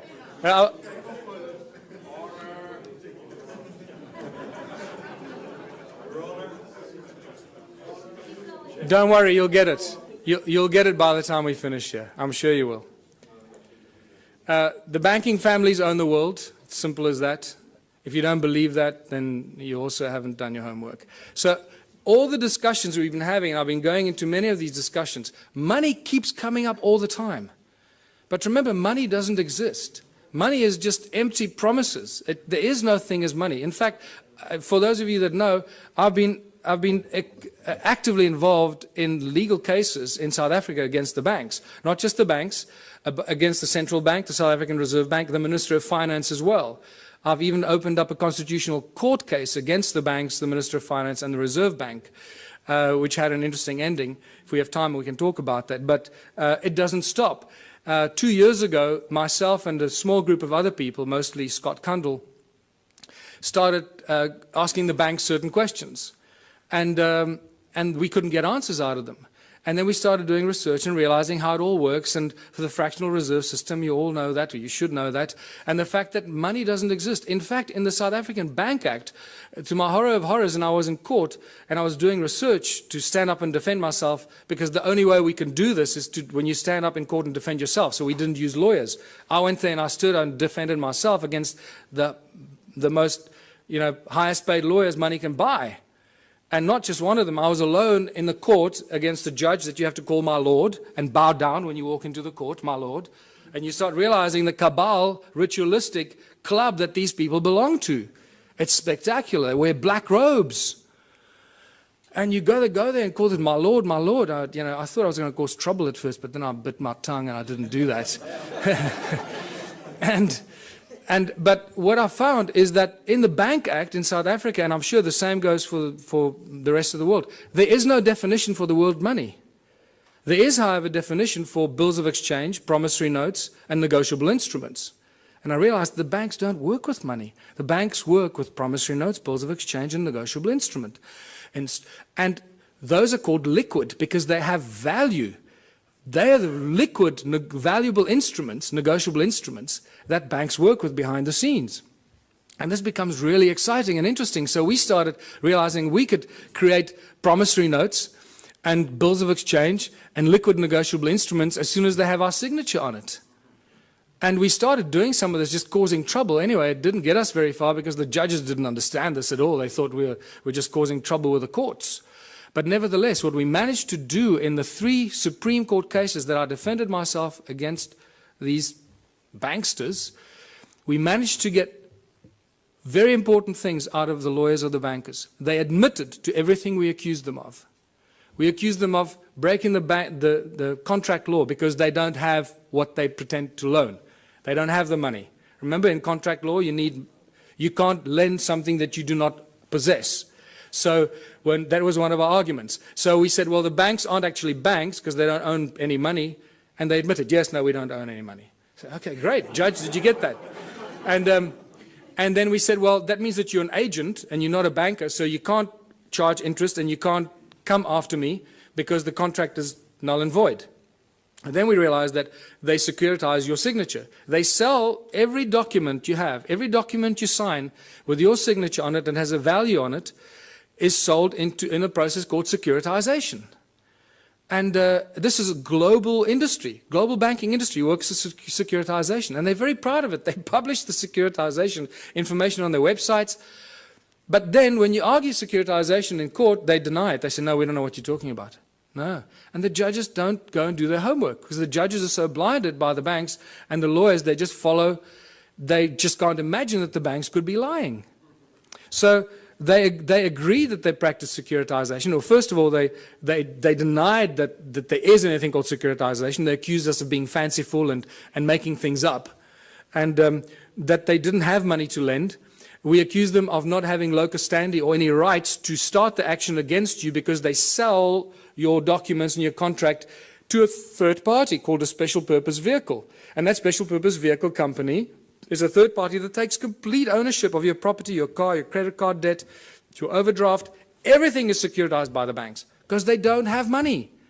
That's how they make money for themselves. It's all shuffling paper and bookkeeping entries and selling empty promises. And this is how junk bonds are created, because once you haven't paid on your bond, 3 months after you haven't paid on your home loan, your bond, that goes stale.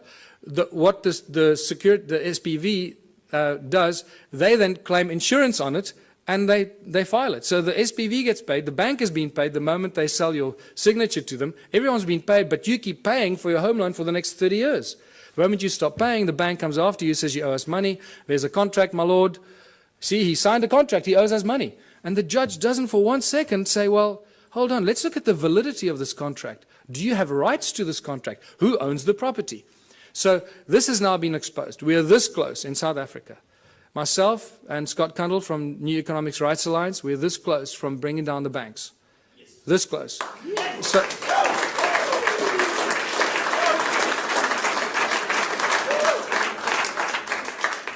because they're just lying thieves. What you're talking about, the global banking industry, people, is nothing more than the largest legalized organized crime syndicate.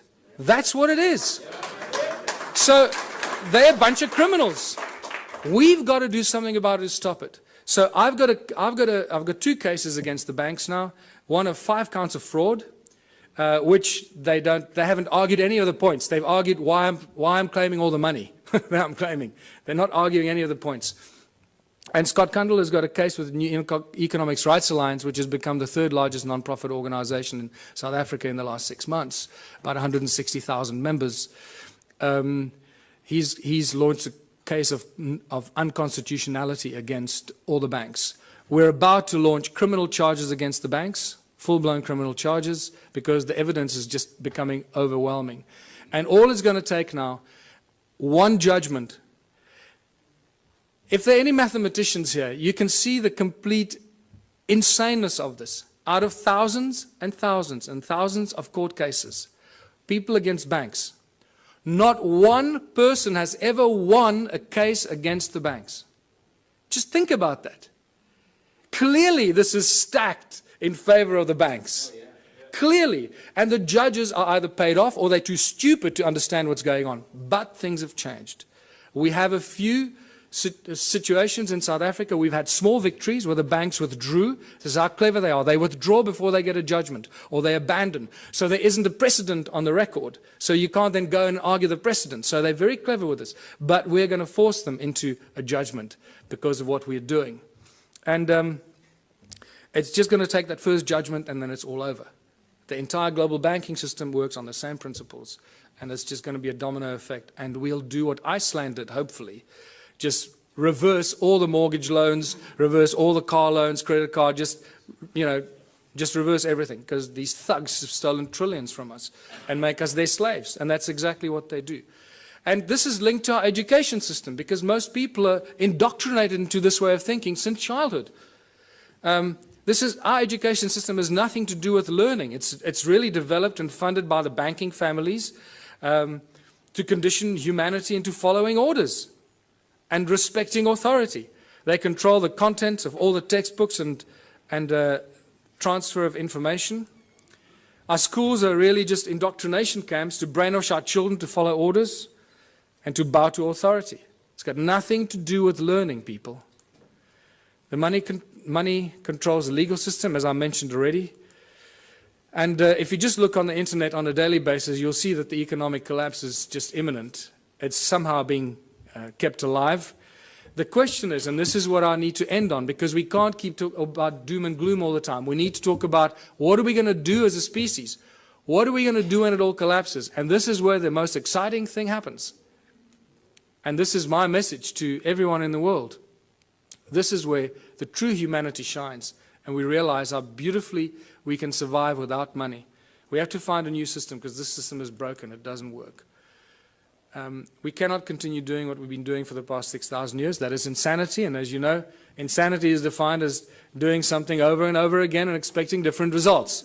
So hopefully after 6,000 years we now have learned. Don't try and fix the current system. Change it completely. What is the one thing that we can do to change it? You know what that is. And this is where the Ubuntu Liberation Movement comes in. Join the movement. Realize it's a movement about higher consciousness. It's about breaking all the norms that we've been conditioned to believe, standing up to authority, and taking back what belongs to us, living, breathing human beings. The Ubuntu contribution system, I called it contributionism in 2005 when I first started writing about it. Completely new social structure, abundance for all. It's based on ancient knowledge when they didn't have money, where everyone contributes their natural talents or acquired skills for the greatest benefit of all in the community. It's a simple system. It comes with a lot of questions because we're so poisoned by capitalism, consumerism. It raises many questions instantly, but I've been through this thousands and thousands of times. I can already tell you what you're thinking, and I'm going to tell you what you're thinking just now. It goes back to the African roots called Ubuntu. All ancient cultures, in a way, share this African system called Ubuntu. They have different names for it, but it always comes down to the same thing. It's amazing that the ancient cultures survived for thousands of years, not using money, and they thrived, as Foster Gamble would say. And they had a similar philosophy. If it's not good for everyone, it's no good at all. And that is a beautiful philosophy that I'd like to share with everybody, because I don't want to do anybody harm, and I don't want to do anything that's going to harm anyone because it does me good. I'm not interested in doing that. And this is why the whole Ubuntu contributionism system, the Ubuntu movement, is a movement of higher consciousness. It is for people moving into a new age, a new era of higher consciousness. Exactly that. So that's the virus we want to inject into the South African Parliament. Higher consciousness. Not because I want to run for president. In fact, if by some miracle I became president, and this was a question that was asked me in Durban last weekend at our first public meeting. So what are you going to do if you become president? I said, well, the first thing I'll do is I'll dissolve the government. Just dissolve the whole government. Just dismantle it. And give the power to the people, wherever they are, to start their own local communities. Rewrite the laws. The laws we have are not written for the people, they're written for the corporations. Inalienable rights, this is what I need to remind people of. And this is beautiful, because this is part of the ANC's Freedom Charter that they stood for over 100 years. Now, it's been very conveniently forgotten. And this has become the new Freedom Charter for the Ubuntu movement. The country belongs to the people. The land belongs to its people. The water, the minerals, the airwaves, doesn't belong to Vodafone, it belongs to the people. The forests and everything in the country belongs to the people. Yeah. The land in China belongs to the people, and they should do exactly the same. This applies to every country, people. It does not belong to the government or any large corporation that has laid claim to it. And when you read this statement, you realize that we've appointed our leaders to be our servants, but they're not serving us. We appointed them to do the best for us, not for them. So whatever we want and we need as a people, they should be doing for us. Is that happening? No. The opposite is happening. So what has happened here? The government is not serving the people. The only conclusion we can reach is that they're serving themselves and the corporations that fund them. They've turned the people into their slaves. The government and large corporations have stolen the country from its people. It's as simple as that. We've become the slaves, and unless we do something about it, it stops. How do we know this? In South Africa, I don't know about these countries. I believe the European countries, how it works now. I haven't done that research because I'm focusing there. The government of South Africa and the Republic of South Africa are both registered as two separate corporations on the US Securities Exchange. So they're corporations that trade us as commodities. Every week new laws are passed in every country, I guess. In South Africa, it's published in the Government Gazette. Nobody knows where to get it, how to read it, what it means, but they publish it in the Government Gazette and they get away with it. You see, it was published. You didn't object, so now it's a new law. That's how they get away with it. But every week they publish new laws that we don't understand and we don't want. Our laws protect the corporations. They do not serve the people.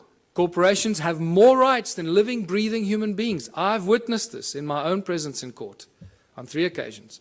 And the fun gets better every day. Because, you know, for those of you that have been following some of what I've been doing, 2 weeks ago, our legal advisor, Raymond Dix, was attacked in his house by 10 armed men, tied up and held at gunpoint for 3.5 hours while they ransacked his office, his home office. They made it look like a robbery, but when they left and very carefully removed his computer, his hard drive, his backup hard drive, and his secondary hidden backup hard drive, which they knew exactly where it was, they left with only 2 other things.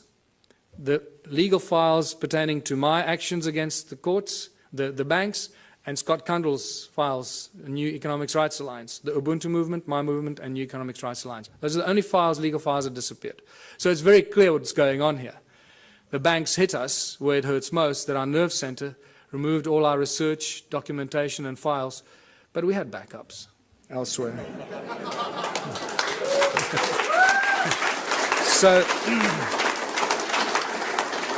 So now it's obvious, you know, if they take me out, they just created another martyr. So bring it on.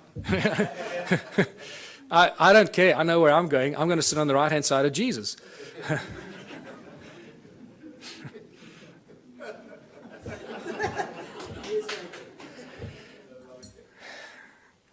We need a whole new legal system written for the people, by the people, not by the corporations and the governments that want to schneid the people into the ground.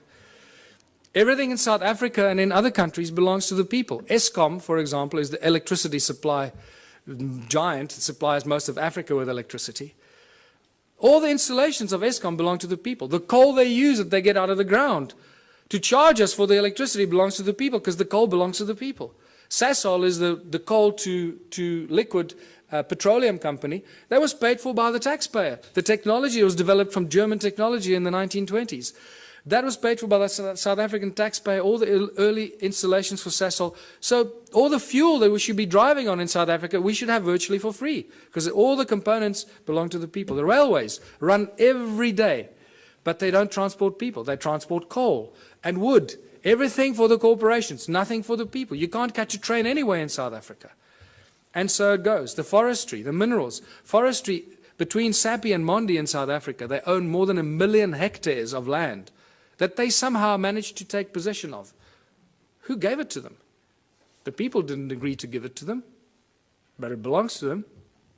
So you can see how this theft of the land and all the inalienable rights of the people of the land have been stolen and given to corporations. So the government and the large corporations have stolen the country from its people. It's obvious. What do the people need? This is where we start seeing the beautiful side and how simple things can be. What do we need? We need food, water, love, friendship, homes, tables, chairs, knives, forks, gardens, clothes, technology, healthcare, arts and culture. We need everything that each and every one of you can imagine and beyond. We need everything, and we should have all of it, because there should be no hurdles to achieving this and having that, right? We do not need money. Did you see money anywhere in that list? No, we don't need money. Money gets in the way. Money is the obstacle, is the hurdle to all progress. Money does nothing. People do everything. People plow the lands, grow the food, build the bridges, build the rockets, solve the mathematical equations, create the technology. People do everything. Money does nothing. Money is just the obstacle to all this incredible progress. People create the arts and the culture. Money does nothing. The origins of money goes back to Sumeria once again. These Sumerians, the first forms of money were really little clay tablets. They were tokens of exchange. And then eventually they started minting them, as you know. So for millennia, great minds have stood up against the abuse of humanity through money. It's not something new. Julius Caesar stood up against the money, the powers of money. It took back from the money changers the power to coin money and minted coins on benefit of all.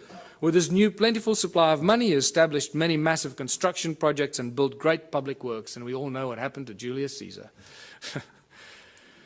St. Thomas Aquinas in 1225 said that the charging of interest is wrong because it applies to double charging, charging for both the money and the use of money. In fact, church law in the Middle Ages forbade the charging of interest on loans and even made it a crime called usury, which we know very well today. And even Jesus in his last year of life, probably the only physical force he ever applied was threw out the money changers out of the temple because they were abusing the people. And this is by far the most cutting statement made in recent times, Thomas Jefferson, because this is what we find ourselves in today. I believe that banking institutions are more dangerous to our liberties than standing armies. If the American people ever allow private banks, remember all our banks in the world, virtually all the banks are private banks, private corporations, whose interest is making profit at all cost. So if the American people ever allow private banks to control the issue of their currency, first by inflation, then by deflation, the banks and the corporations that will grow up around the banks will drive the people of all property until their children wake up homeless on the continent their fathers conquered. That's where we are standing today. All over the world, this is the situation we're in. Money is the obstacle to all progress. It does nothing for society. It is the absolute tool of control by those that control the issue and the printing of money. That's why when I say they own the world, they do. They literally, physically own the world and each of one of our asses. It prevents the natural flow of free energy. And that is very important to this weekend's activities here. Money prevents the natural flow of free energy. So I beg you, everyone present here, remember, it's about free energy, not I'm going to make $1 billion out of this energy. Give it away for free. It'll come back to you in ways you cannot imagine. Do that one thing for humanity. If you find any source of free energy, don't try and make zillions out of it. It will kill you or they will kill you before you can get it out there. Money is the primary cause for the 7 deadly sins. We all know the 7 deadly sins, or have we forgotten them already?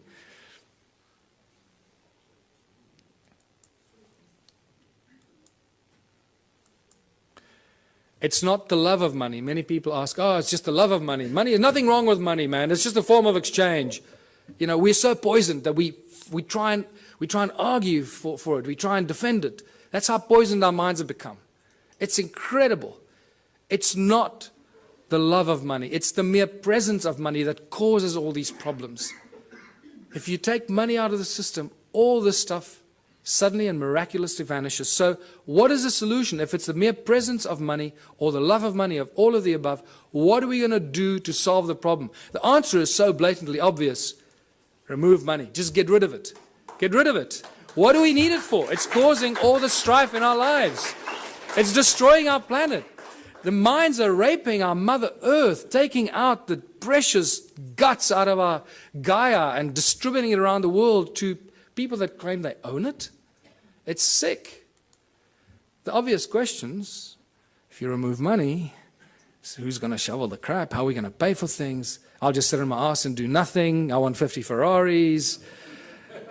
You know, are we going back to the Dark Ages, living in caves? Is this a lawless society? Who's going to make the rules? Why should I do something I don't want? These are the first things. I know these are the most commonly asked questions, and I'm sure that you're asking some of them to yourselves. But I can tell you that as you work through this process of a moneyless society, Ubuntu society, where everybody contributes their natural talents or acquired skills to the greatest benefit of all, with certain minor rules that are not rules, it's really just an agreement that this is how we're going to work together. The moment you start working in that kind of community, the abundance is so spectacular that we, right now, cannot imagine it.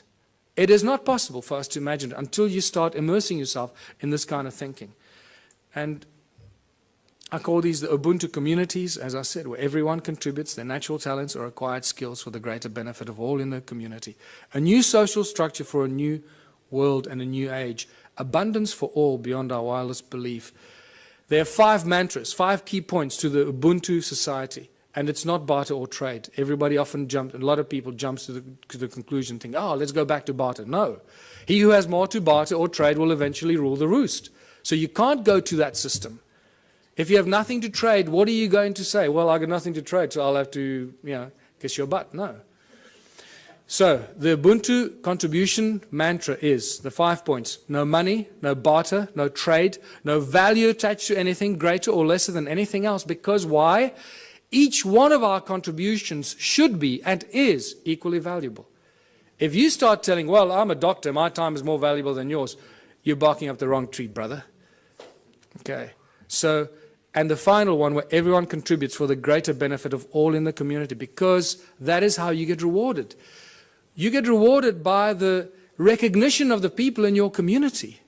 Isn't that the highest reward everybody wants and is trying to buy with money, is recognition and respect of others? In essence, ultimately, that's what most people really want, is just to be loved and recognized for what they've done.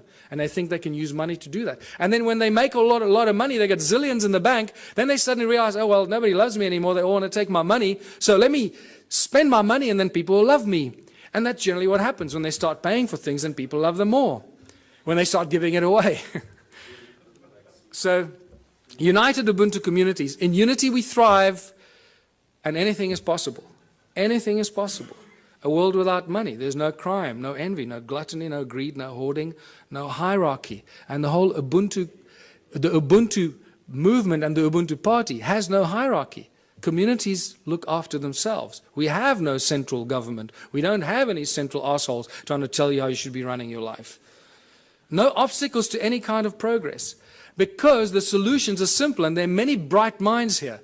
We all know what the solutions are, what should be done to solve the problems, and somehow our politicians just can't get it right. They keep screwing it up, So don't ask the politicians to solve it. Give it to the scientists, give it to the farmers, give it to the engineers. They'll solve the problems for us. Ordinary people will. Politicians will do nothing. Transition will have to occur in simple steps that flow from one to the other. We can't go from zero to hero. We can't go from a moneyless-driven, capitalistic, consumeristic monster to a moneyless society that lives in harmony and zen, right? It's not going to happen. So if you go onto my website, the ubuntuparty.org.za website, I've started posting a number of papers on how the transition will take place. There's not time for it now, so I ask you, please go onto our website and check it out. It's beautiful. What's key here is that the small towns will probably play a very important part in the transformation, because in small towns and small communities, people will agree on things a lot quicker than in the big cities. Right? So they will agree, okay, we need to get off the grid, we need to grow enough food for all of us, we need to make sure we got water, and they can go out and do it. We must create alternative energy for ourselves in our town, so if the grid goes down, we stay alive. And the small towns and villages will become the activators of this transitional phase. And I put together a few theories and ideas to give people ideas how to start doing this. It also goes into our education and schooling systems, where we stop sending your children to school. Please, I beg you, don't send your children to school. Don't do it. You're turning them into monsters. I've had a few of my friends in Johannesburg, in South Africa, that have not sent their kids to school. They are much smarter than the kids that go to school. And I'm not kidding you. They really are.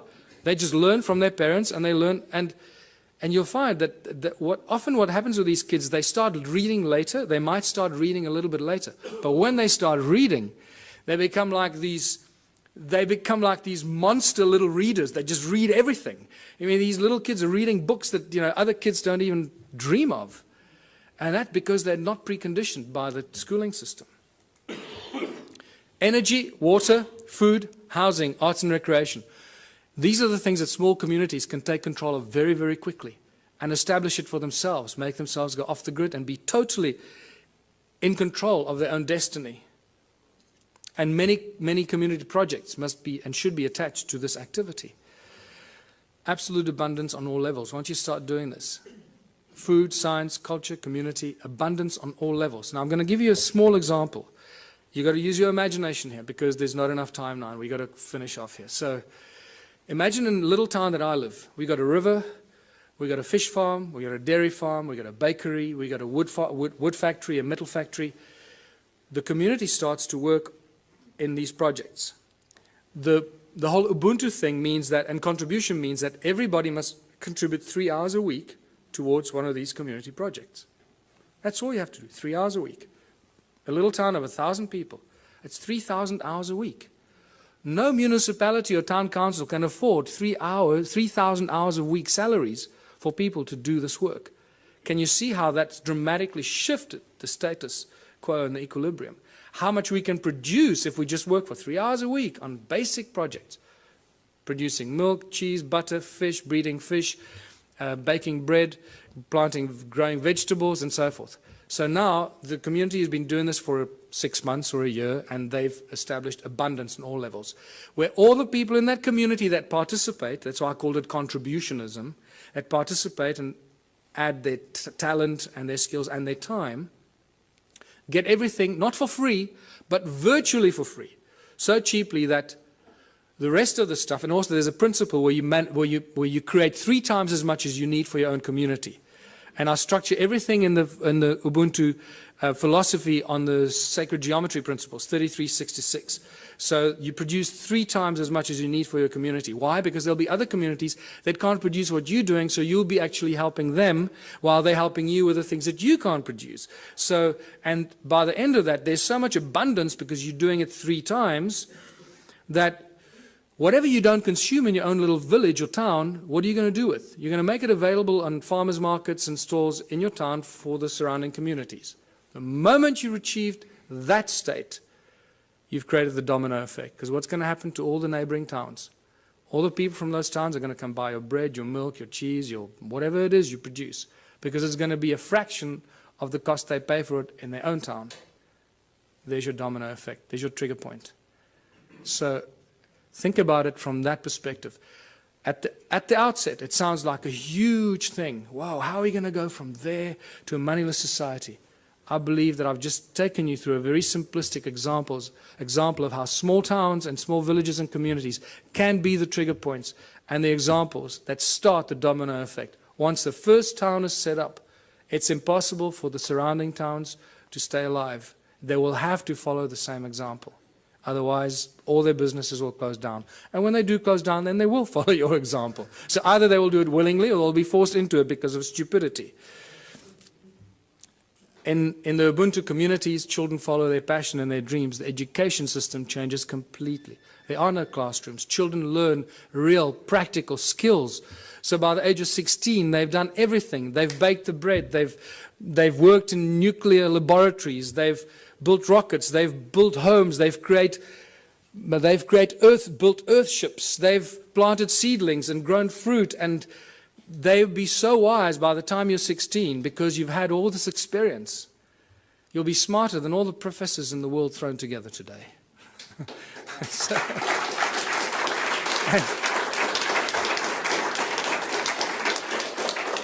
Take any school leaver today, put them on a farm, put them anywhere into a practical solution.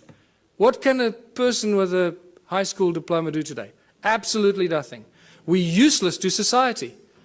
That's what they've created. Can you see the brilliance in their plan? They are so smart, these people. They. That's us, right? So we are so smart that we're doing this to ourselves, right? Where we create our children, turn our children into these little, we lock them up in jails for 12 years, most precious years of their life, and then throw them out to start all over again and be totally open to manipulation and control. So master teachers, only when a community decides that you're a master shoemaker, or you're a master rocket scientist, or you're a master baker, or a master this, only the community can decide who they will allow to teach their children. Isn't that a better system than teachers that go and get some diploma and they're real assholes and they teach your child? You go, God, how can that? I'm not going to let that teacher teach my child. The community will have the final say. So when I say decentralized government, that's how fine it becomes. The community chooses who their master teachers are, the people that they have respect for, and the people that they honor for their capacity and their ability. And this is how we grow, how we build Ubuntu communities, because only out of unity comes infinite diversity and abundance. Only out of unity. Anything else is a futile exercise that will bring us back to the same point at some future point in time. So I'm going to end here, because this is the end. Join the Ubuntu Liberation Movement. It's not just a South African entity. We've had various people around the world say to us, can we start the same thing in wherever? Yes. Go online. Start the same thing. Use all the material I've published. Put it out there. Share it with everybody. And become part of this transitional phase.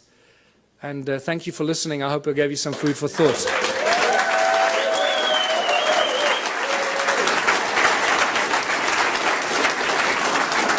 Thanks very much. Please wait one moment. People are coming up to me and asking me, what can we do after the conference? Now, one of the things we can do after the conference, Michael needs exposure, big time. We need a bus going around.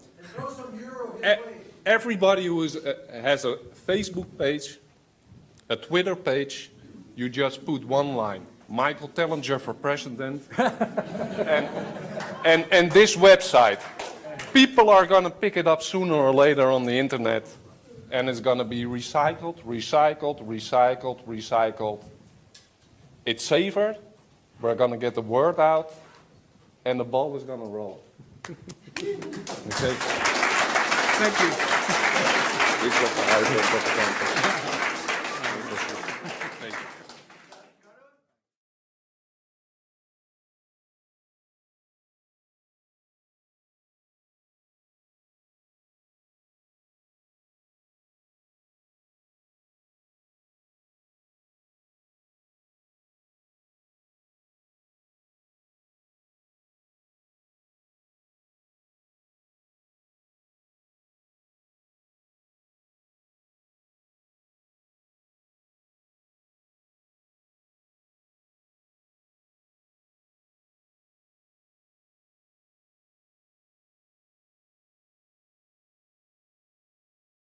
You say, oh, thank God he's gone.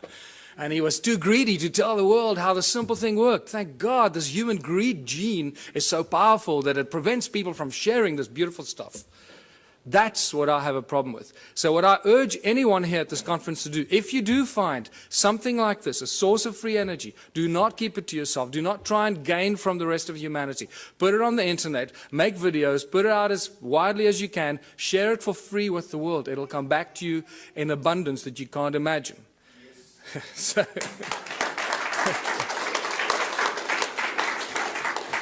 Sound levitates. All ancient cultures talk about levitating things with sound, not just sound, but also with mind and thought.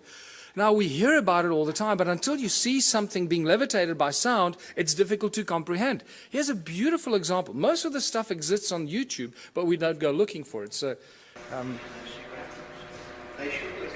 notice that you can hear the sound frequencies because the items they're levitating are very light. Remember, the higher the frequency, the higher the energy. So these polystyrene items are very light, so the frequency is lower frequency that's audible to our ears. So when you're trying to levitate giant blocks, you'd need very high frequencies that you can't hear, and then it looks like magic. Also note that the sound source comes from two different sound sources, and it seems to levitate it at the cross point, the crossroad of the sound frequencies. That's what the levitation effect is. This is very important later in my presentation. And the knowledge of the ancient cultures.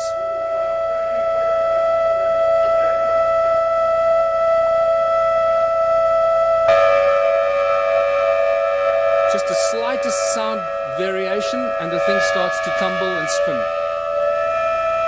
Slightest little variation on the frequency. Look where it starts to spin.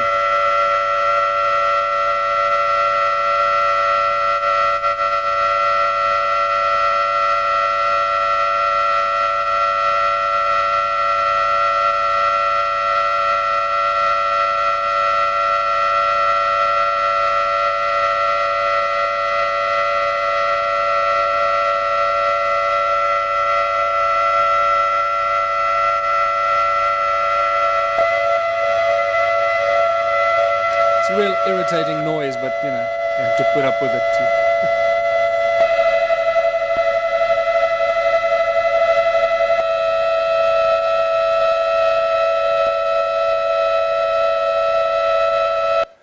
So sound levitates. It's no longer, you know, this fairy tale thing. It really happens. But sound source is also the inspiration for all the religions in the world, the great religions, and the most recognized religious symbols. This is from the guys that developed the cymoscope.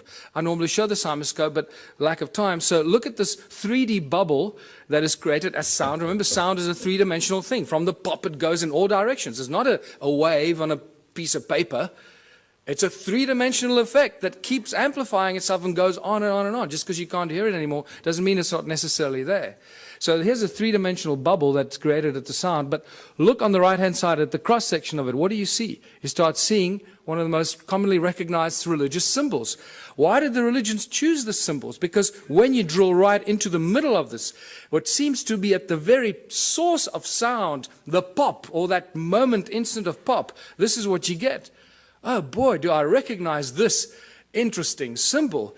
And this is where you realize when the ancient cultures carved these intricate things into rock, they weren't just imagining things. They understood that sound was the source and how sound can create and levitate and manifest shape and form.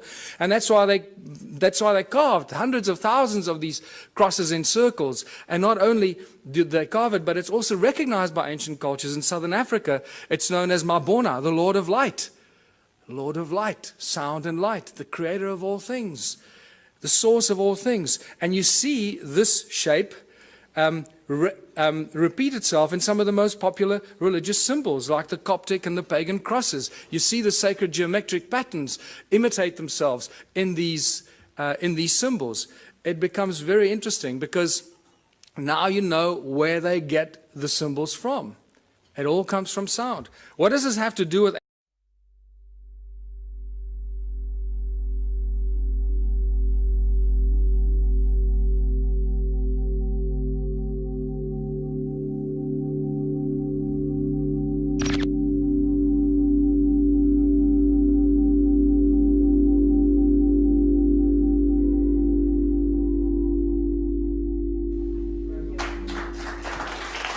Thank you very much. All right, I spent the last 2 days since I've arrived racking my brain how to squeeze a 4-hour presentation into 2 hours. It has not been easy.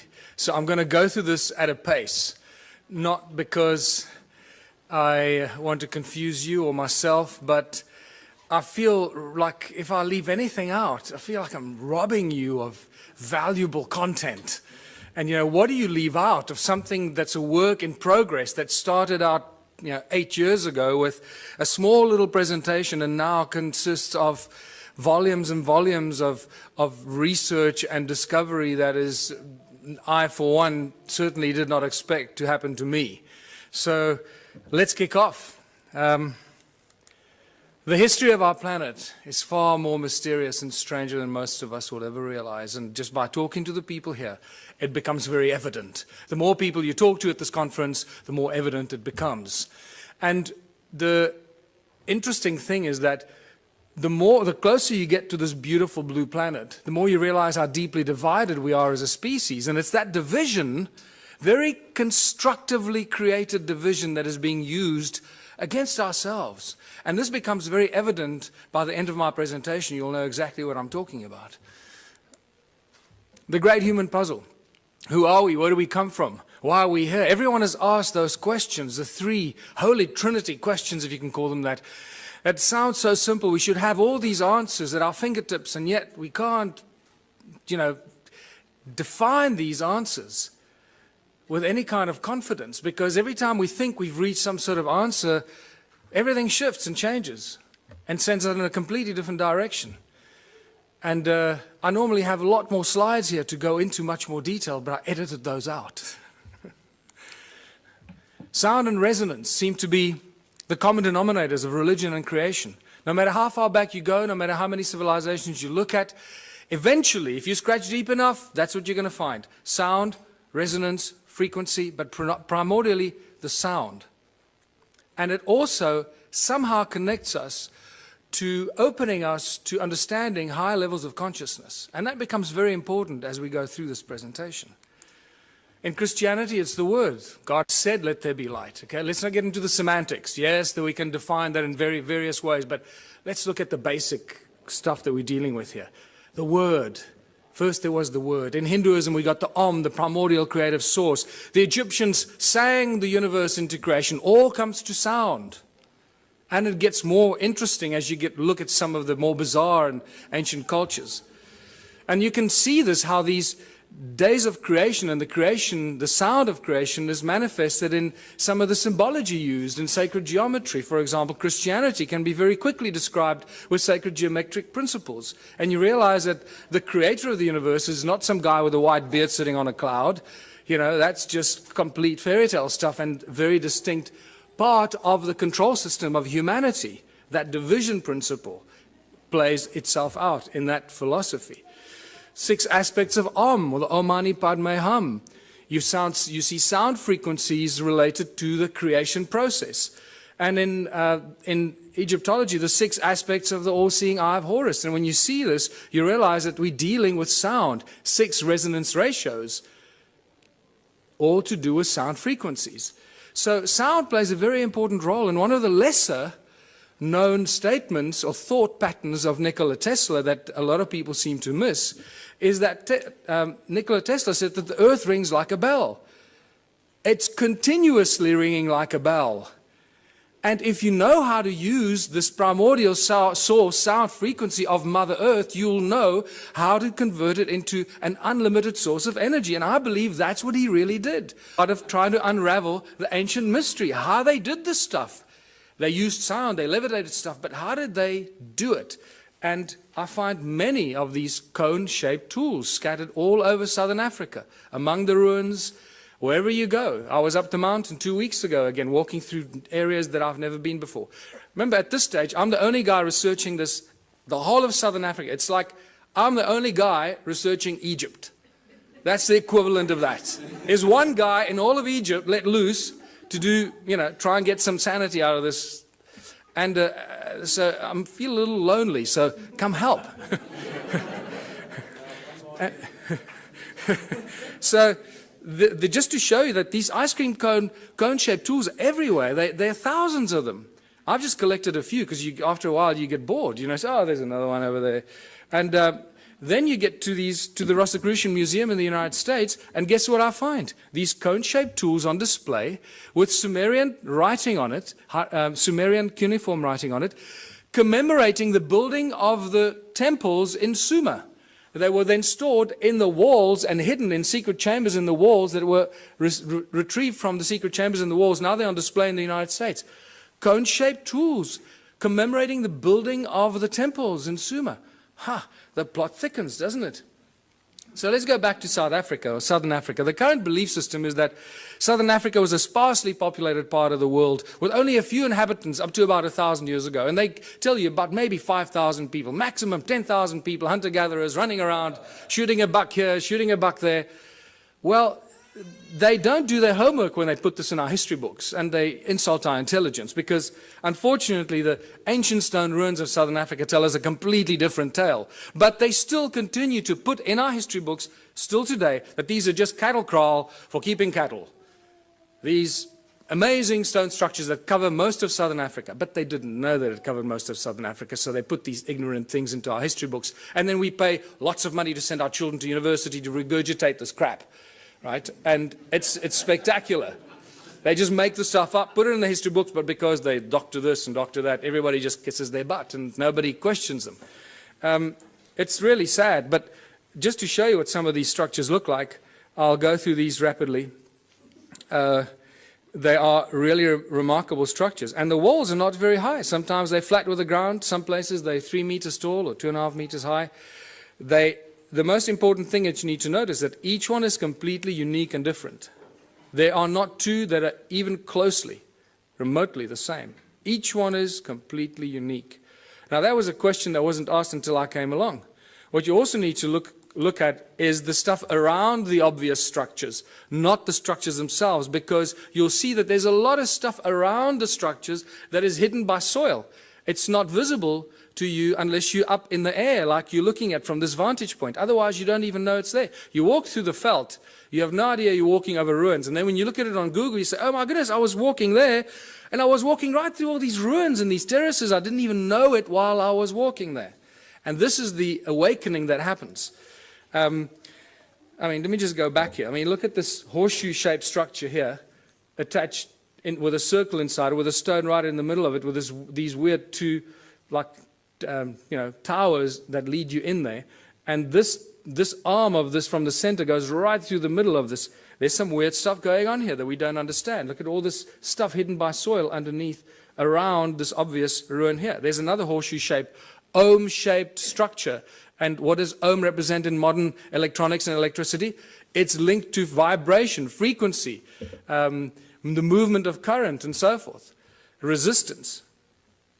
Look at all the stuff in between, covered by soil. You have no idea that there's much more of this stuff in between, connecting this one to that one.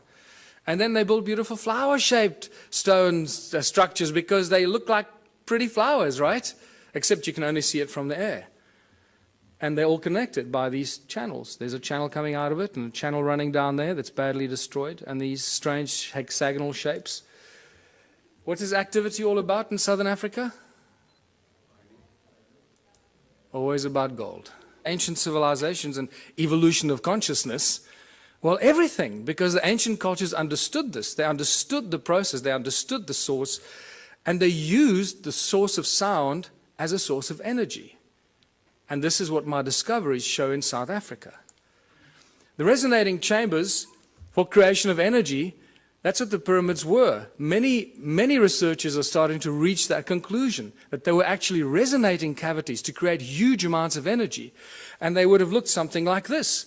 What's also clear to me, the more research I do, especially at the sites in South Africa, realizing that we're dealing with sound and light, that they probably used light to activate some of these sound devices. They were actually resonating chambers, that it was activated by light. And this is why they were aligned with solstices and equinoxes with specific frequencies and energetic alignments of the movement of the sun that would activate these ancient sites and then bring them to life. Something like that. And if you think that's not happening, there's an interesting photograph that is available on the internet of some strange energy forms coming out of the pyramids, taken with some weird lens that shows you energetic frequencies. And this got me very excited because this is directly connected to my discoveries in the stone circles of southern Africa. This is some interesting symmetrical interference patterns that were taken at Stonehenge, which tells us that Stonehenge was not an accidental bunch of, long-haired, loincloth, cavemen that built this with ropes and pulleys. And when you go to Stonehenge, they still have that image on the side of the tunnel as you walk towards Stonehenge. They still show the guys with ropes and pulleys building Stonehenge. It's insane. So it's a very, very advanced device, Stonehenge. And what blew my mind is how old Stonehenge is. This is probably one of the oldest sites on Earth. It's probably more than 1 million years old. Are there any geologists here? Any geologists? Well, most of you are homemade geologists, sir. You're told that that stone there fell over. It was the twin of that stone, and it fell over. Right? They were connected at the top, and it broke when it fell over. Well, there's the break. Okay? Now, this is sarsen stone. It's very, very hard. One of the hardest stones known to us. There's the break. Does that look like a 5,000-year-old break and erosion? Absolutely not. We're dealing with hundreds of thousands, probably millions of years of erosion to erode about this far. This is not a new structure, people. Stonehenge is extremely old. Your mother will lie to you, your priest will lie to you, but the geology is not going to lie to you. There it is. Do with this what you want. It tells us we're dealing with ancient sites and advanced knowledge of sound frequency, because we see it in the patterns that the Stonehenge site still generates today, even though it is in the state of disrepair. Just like the stone circles in South Africa, in the incredible state of disrepair, are still giving us insane amount of energy that we don't know what to do with. This is another example of how old Stone Age is. That crack was clearly not there when the builders built it. You wouldn't put a lintel up with a crack in it. So we have to assume the crack happened after the event. And look at the erosion around the crack. I mean, this is insane amount of erosion. So, modern day levitator. Southern Florida, this guy called Ed Leeds Cullen in the 20s built this amazing place called Coral Castle. This is still a mystery to a lot of people, or they don't know about it. And he single-handedly put these giant blocks on top of each other, carved them, sculpted them, shaped them on his own. The interesting thing is when they used to bring the trucks used to deliver these rocks, he would offload them single-handedly. And nobody knew how he did it. He always made the guy stand around the corner or something like that, until one day, two young schoolboys saw him offloading these giant coral blocks. And they came home very excited saying, "Hey, Mummy, we saw the guy." And they asked, "How did he do it?" And the kid said, "Well, he did it with ice cream cones in his hands, 2 ice cream cones." And the parents imagined, naughty children, what are you talking about? You're trying to force us into buying your ice cream for dinner, right? Well, that's not true. When I heard that, I got extremely excited, because that is consistent with what I've been finding in Southern Africa. Ice cream cones, cone-shaped tools. And that's why I call it the ice cream cone phenomenon. And this has become a very important part. What he did with it up at the top of the tower remains a mystery to most of us, and we're all trying to emulate that. But I believe that he was talking about the sound of Gaia, an unlimited, free source of energy. And this plays a very important part in all of creation, in all ancient cultures, in all the belief systems. And I believe Tesla used this to do whatever he did to create this free energy that we're all trying to emulate. But what is sound? What is sound? Because we think that sound is just something that travels at a finite speed. Well, that's been busted now, because in Tennessee, and you studied in Tennessee, didn't you, Brooks? At the Middle State Tennessee University in 2005, there were 3 high school students and 2 undergraduates that proved that sound travels beyond the speed of light. I'm not going to go into that, but that's an interesting thing to contemplate. That's one of the best kept secrets of science and physics. Never made it into the mainstream news bulletins. Sound boils water. This is a guy called Peter Davey in New Zealand. Since 1940, this guy's been boiling water with sound frequency. It's not complicated, because everything has a resonance. Everything in the creation and in physical form has its own fundamental resonant frequencies. If we understand the resonance and the sound behind the resonance, we can do everything. Because if sound created the universe and all things in it, because that was done by God, then we should be able to use sound to do everything else. A 92-year-old Christchurch inventor claims to have come up with a novel way to make a cup of tea. He's invented a contraption that he claims uses the power of sound to boil water. Beverly Lockhart went to investigate. It looks like a desk lamp, is cool to the touch, and appears to be doing nothing until it comes into contact with water. 92-year-old former Spitfire pilot Peter Davey claims his invention uses the power of sound to boil water. DSIR, they're a bit baffled how it works. Nobody really knows how it works.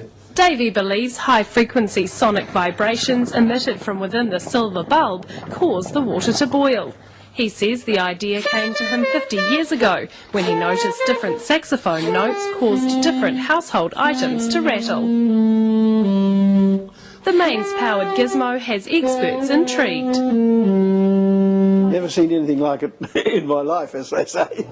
Professor Williamson has his doubts about Davey's acoustic theory and suspects there are 2 simple electrodes inside the boiler. It's the conductivity of the water that provides the path for the current and provides the resistance to give the heating. I'm careful that I don't divulge everything. I'm waiting to get a manufacturer that's prepared to put some money into it. And if he does get it on the shelves, he's already got one interested customer. If I saw one in a shop, I'd buy one, because I think they're interesting little bit of technology. However it is they work. But for now, Davey is savouring his gizmo's success and sticking to his own unique theory on how it works. Beverly Lockhart, 3 News. And in there lies the problem. He's dead. He took his secret to his grave. We will never find out until we go there, try and wrestle it out of his family to share the secret with the rest of the world. I can't believe that in all of the world of science and the the amazing laboratories that we have, there haven't been some scientists that have reverse engineered this or figured this out. Can't be that difficult. It's a resonant harmonic frequency of boiling water. Reverse engineer it. Measure the resonant harmonic frequency of boiling water and build the device. I don't have the laboratory to do it, but I've asked so many people to go out and do it, and no one's done it. So, but what we learn from this experience is we're here at this conference talking about free energy. I believe free energy means free to the world, not just free that we can suck it out of the vacuum and then sell it to the rest of the world. That's no longer free energy. I believe it's crucial that we start thinking about free energy as when you find it, like this guy, give it to the world for free. Because if you don't, they're going to get to you, they're going to get rid of you, and no one's going to get it. They were waiting. I can imagine what they did when Peter Davey died. They breathed a sigh of relief.